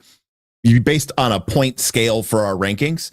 But as you get into like 6th and 7th and 8th and 9th level magic, that's when occult overclipses primal. That being said, obviously primal gets fireball and lightning bolt, but sure. Having the big ones it gets highest level is not great. Right, but the big ones that primal does get is heal, Wall of Stone, and Chain Lightning, which are probably 3 of the most strongest spells in the game. So, but obviously occult has things like magic missile, and access to spells like synesthesia, which I still maintain is probably one of the, if not the best single target debuff spell in the game. Although there is a mass synesthesia, which is like level 9, I think. But anyways, I think occult is really, really good. Yes, occult does get soothe, which is not nearly as efficient, but it is good. It's not bad. I mean, honestly, heal is so over efficient. You can have a lesser version of heal in soothe and still be fine like 90% of the time. So, by the way, everyone is making fun of you forever for the lemons. So do make sure we get a new lemon emoji on the Knights of Last Call server. We can listen. Very I've said this before. Like Lemons. if I go to a restaurant and they give me a lemon with my drink or my soda, I will drink the lemon. I will drink the soda. You'll drink the lemon. I'll drink the soda. You're like, and then while I'm sitting out. there waiting for my food to arrive or whatever, I'll just take the lemon and I'll just eat it. So well, when I see you, I'm going to bring a bag of lemons. Do you eat oranges? No. Oh, well, all right. I mean, a lemon is literally just an orange. They're from botanically. I don't need They're any botanically fruits. The exact same thing. Nope, it's no just fruits, no vegetables. I am a carnivore, my friend. Oh, all right. Well, you literally don't eat any fruits or vegetables? Nope. That is not possible. Yes, it is. Start naming. I'll tell you what I eat. Go. Apples. No. Well, actually, I do eat apples, but I don't eat apples. Okay, that's a but fruit. I don't eat We're them. done. I don't eat them, but I don't eat them. What does that mean? I could eat them. It's the only thing I like. What do you do? Freebase them? No, I don't eat them. You said you eat them, but that you don't. No, I eat them regularly. Like, so every day. So this is what I have. Right. Do you eat pasta? Yes. Well, that's a vegetable. Grain. That's a vegetable. Well, grain. Okay. Well, grain I eat. Okay. I mean, so to be fair, case. Mark, I mean, botanically it might be a vegetable, but culinarily and culinarily grains. Yeah, and it's starch, so it doesn't count. No, right. this is what I have. It's pretty much the same thing, more or less, every day. I have egg whites for breakfast. Okay. For lunch, I usually have a chicken something. And for dinner, it's usually chicken or fish or turkey or some other meat. And you don't have any plants that spice your chicken? Nope. Not at all? Like you just eat the chicken without any of it? No, I'll like a chicken sandwich, or I'll have a chicken.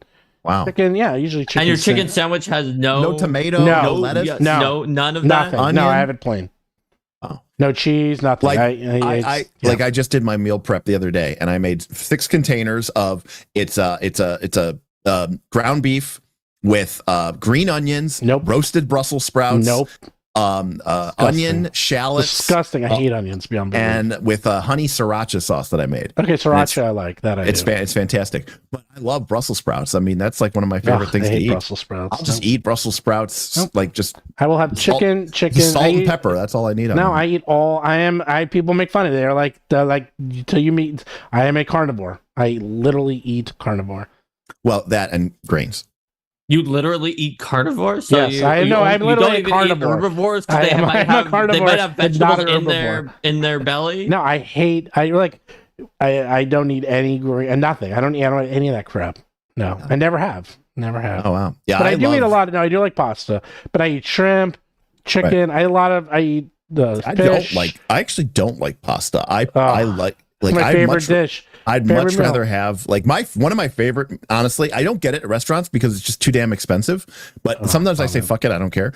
Is I love like a salad full of just, onions and tomatoes and a bunch of other stuff. And then with some chicken or some steak strips in it and a nice light dressing. Wait, Steven, you eat pasta, but you never eat it with red sauce? No, I don't like red sauce. Never? Never with olive oil and I do garlic? like olive oil, so I guess that would count. Okay, no, but you're what right, do you put on it?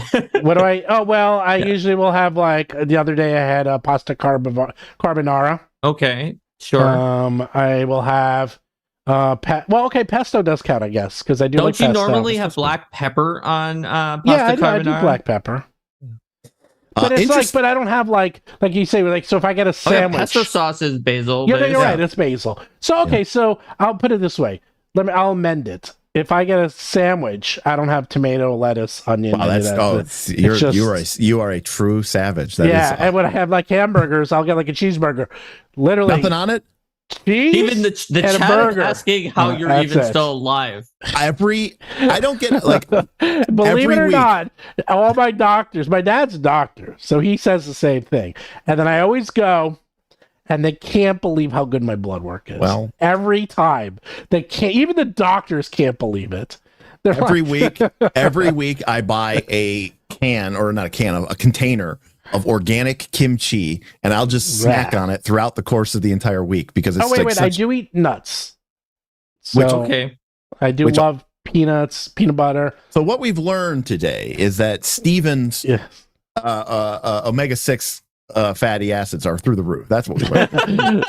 Well, no, when I was growing up, this was on the other stream with Lauren and Jess, is we talking about our favorite foods, and I used to eat for pretty much until I was married.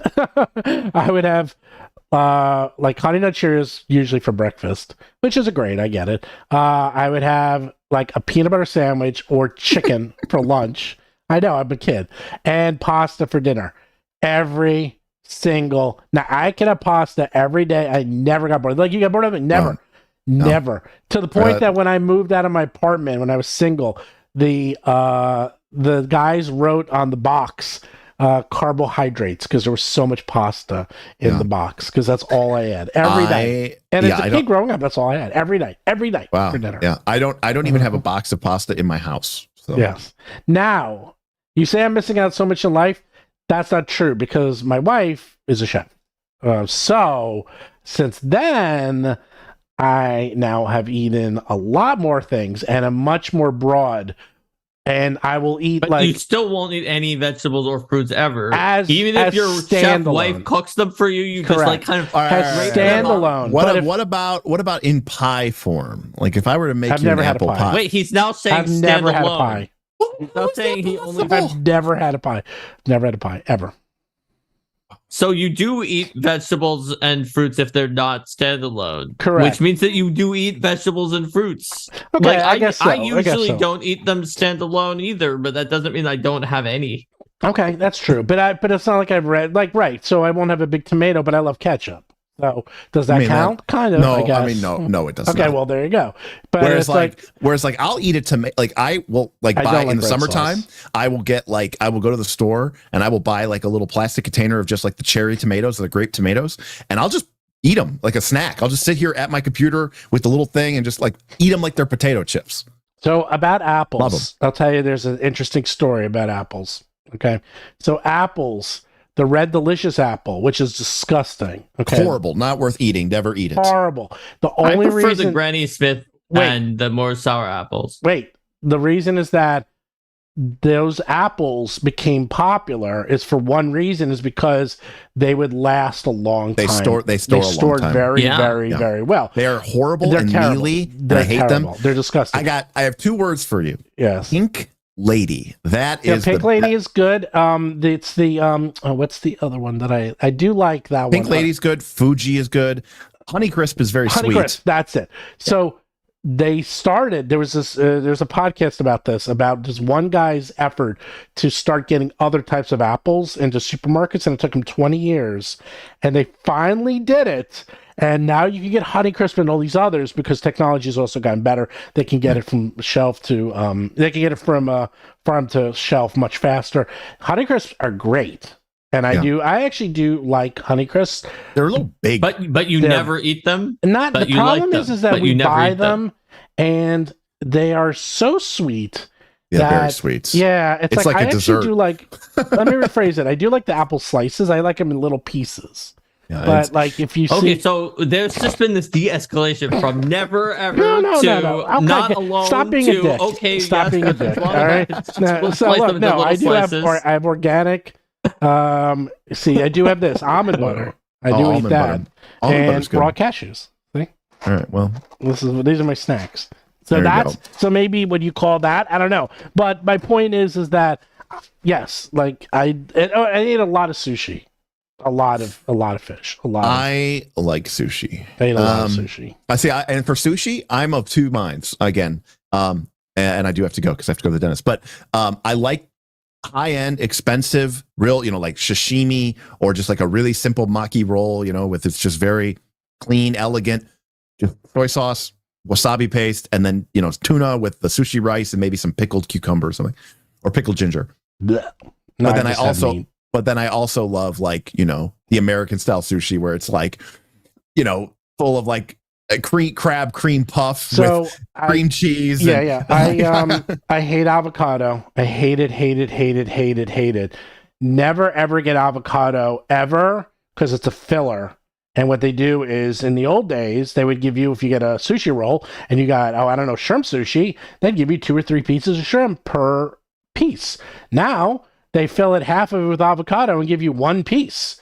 Right. So I always say no avocado. And now all my friends do the same thing because they're like, wait a second, I'm actually getting more sushi and not freaking half avocado because it's cheap as hell and it's a filler. And that's why everything has avocado in it, because it's cheaper and they can literally put less meat in it. So do not fall for the avocado. I don't really like avocados. It's actually not one of my favorite things. So I hate it. All right.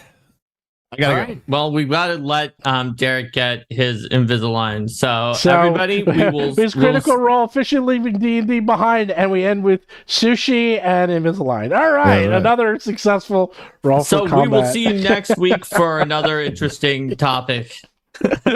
where we talk about and whatever. And if you're interested in checking us out, we're Knights of Last Call. You can find us on YouTube. We don't post a lot of videos. We mostly do live streams. So if you go over to our channel and it doesn't look like we've posted anything in a long time, check out the live tab, and you'll see about 175 or something live streams. You know what you can do? You can adjust your homepage so when they land on it, all your live stuff's at the top, like I do. Oh, well, maybe I should do that. Might want to do that. You're like, oh, wait, I wasn't looking at anything because you have the wrong thing. Well, but it's also just the issue that, like, if you look, it'll say last posted 2-3 months ago. Yes, because it just looks and it looks kind of bad. And we've been trying to like be like, okay, we should at least post something a couple times a month, even if it's just like a quick video or a clip show, just to stay relevant. Because obviously the majority of our content is in our live streams. But tomorrow, Thursday, we're going to be talking about the Bard. We already talked about the Rogue. We talked about the Barbarian, and now we're going to be talking about the Bard. Yes. Which I'm excited about. I like the Bard. And we're going to be talking about the strange history that the Bard underwent to get us to where we are today. So definitely check us out. Derik, Strange and Unusual Review when? We have the PDF. We are trying to get our Northern Reaches Season 2 campaign launched. The campaign guide's out. We just have to do our Gazetteer release. And then once that's done, we will probably have some free time, and that means we can probably go and check it out. And we'll probably do it from our studio, because the studio, I just ordered another $1,500 today of microphones, and they're going to be coming in this week, and we're going to get that all set up, and it's going to be sweet. Wasn't there going to be a dragon review like over a year ago? Where's our dragon review? I think there was going to be. Well, to be fair, there hasn't been any other reviews, so there's that. No, that's fair. that's totally fair. But I was you just did I realized a review of every one of your unusual books in your library. That's true, but I don't own Dragon in physical form. I gave you one. No, you didn't. If that's what's holding it up, I'll give you a copy. It's not. Well, no, that is not what's holding it up. But besides, most of the time when I do a dedicated book review, we usually use a PDF, so it's easier to see. Oh, well, you have that. I do have that. Yeah. So what's your excuse? You're like, I don't have the book. It's old news, Steven. I gotta seize on what's hot and new. So you just kind of delayed it until it was old. Zolgathor says no Dragon review. It's all too excellent. Nothing to review. Fair enough. My takeaway from the Dragon book is. Hera, this is my 2-sentence summary. It's really good, and it is really balanced. That's all you want. I believe. I actually said that. And the second sentence is take that for what it means. Yes, like your dragon will fly eventually. Exactly. Right? Yeah, right. It is very balanced. It's very balanced. It's not going to break your game. Correct. You can safely add it into there. Yes. I think at low levels, because it has to be balanced, and because it is balanced, there are times where you go, I feel like I'm a dragon. I should be able to fly. Like I'm just using flying as an example of that. Yeah, but that's why there are a lot of narrative elements that build into that. I actually use that as an example on the Arcade Mark stream that's still up on Twitch if people want to check it out, about narrative and mechanical, interweaving narrative and mechanics.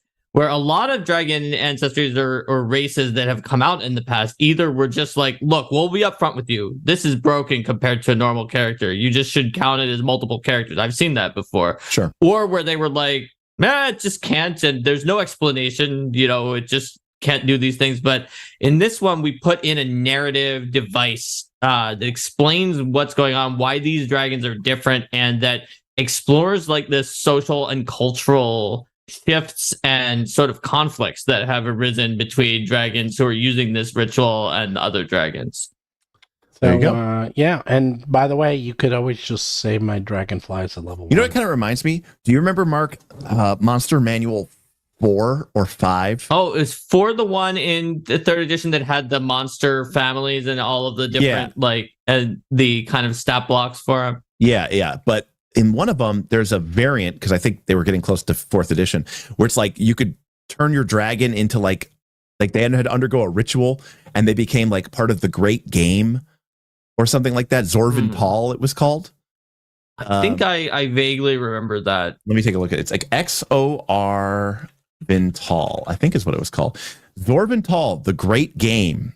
Yeah, and it was like this idea. But anyways, what it did is it like the dragon like traded in all their like because dragons were always these weird monsters. It's like, they have a breath weapon, and they're also high level wizards, and they're also claw bite. Like, it was really weird.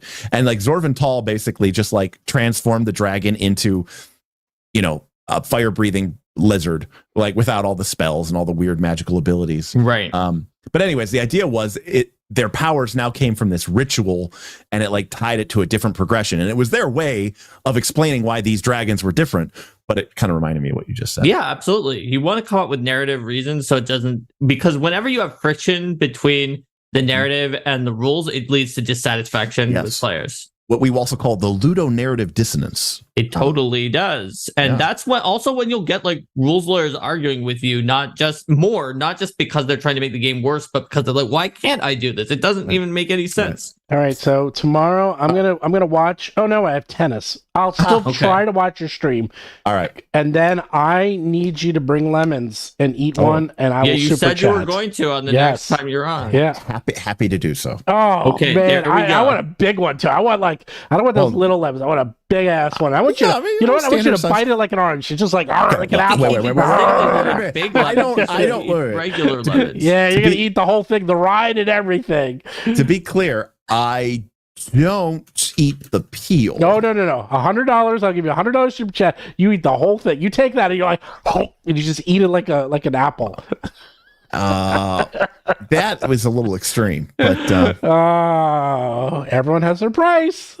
I don't know if Solgathor is being a troll, but I don't think they are. But they said, "What is a ludonarrative dissonance?" It's the thing we were talking about, the friction between game mechanics and narrative. Yeah, it's when you're right.